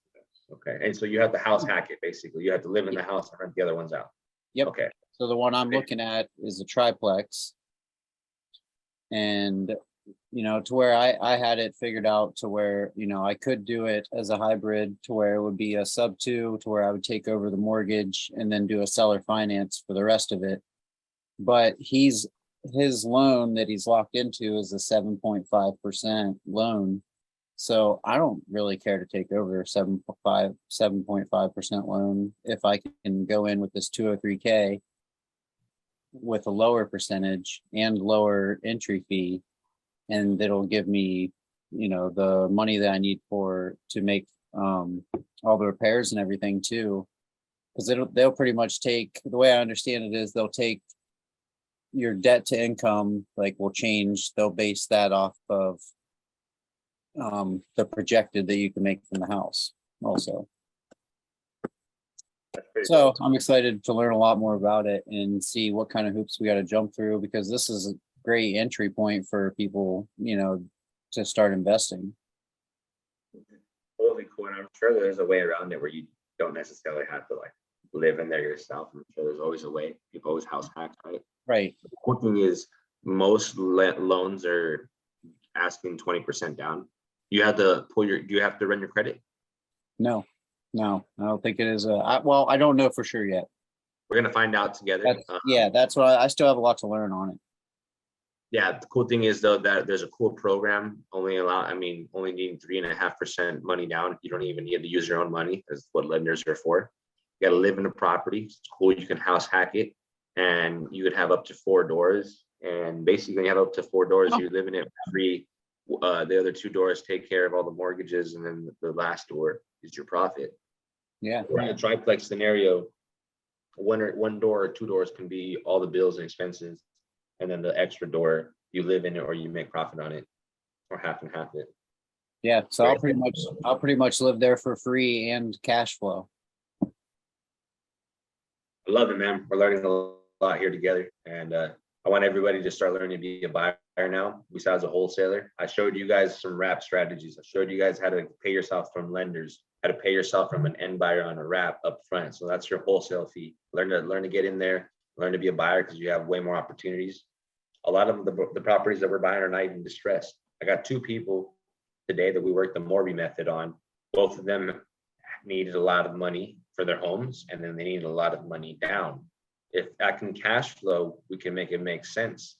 There's a whole bunch of ways to make it make sense, but just throwing it out there, how many deals have I been able to work, all different scenarios, and show you guys that I can almost perform on all of them? Compared to if it's just a wholesale offer, all those calls that we would have just done, I would have hung up all the phone calls a long time ago because I would have never known what creative financing was or how to utilize it. But since I know it and I get a lot of experience by talking to a lot of people, look how deep I get in almost every call I go into. It's almost like they almost become almost accepted of what's about to go down. And that's what you guys need to do, is make sure you're learning how to be this end buyer, coming to this role play, asking questions, which you guys are.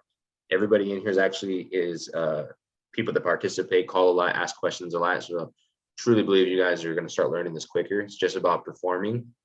And so you guys can go out there and find more deals, bring them to me, let me analyze them. And if you guys want to start performing, I can start showing you. I can either pay you a wholesale fee or walk you through how performing, whatever it is, I'm here to coach you guys and help you guys with what I learned.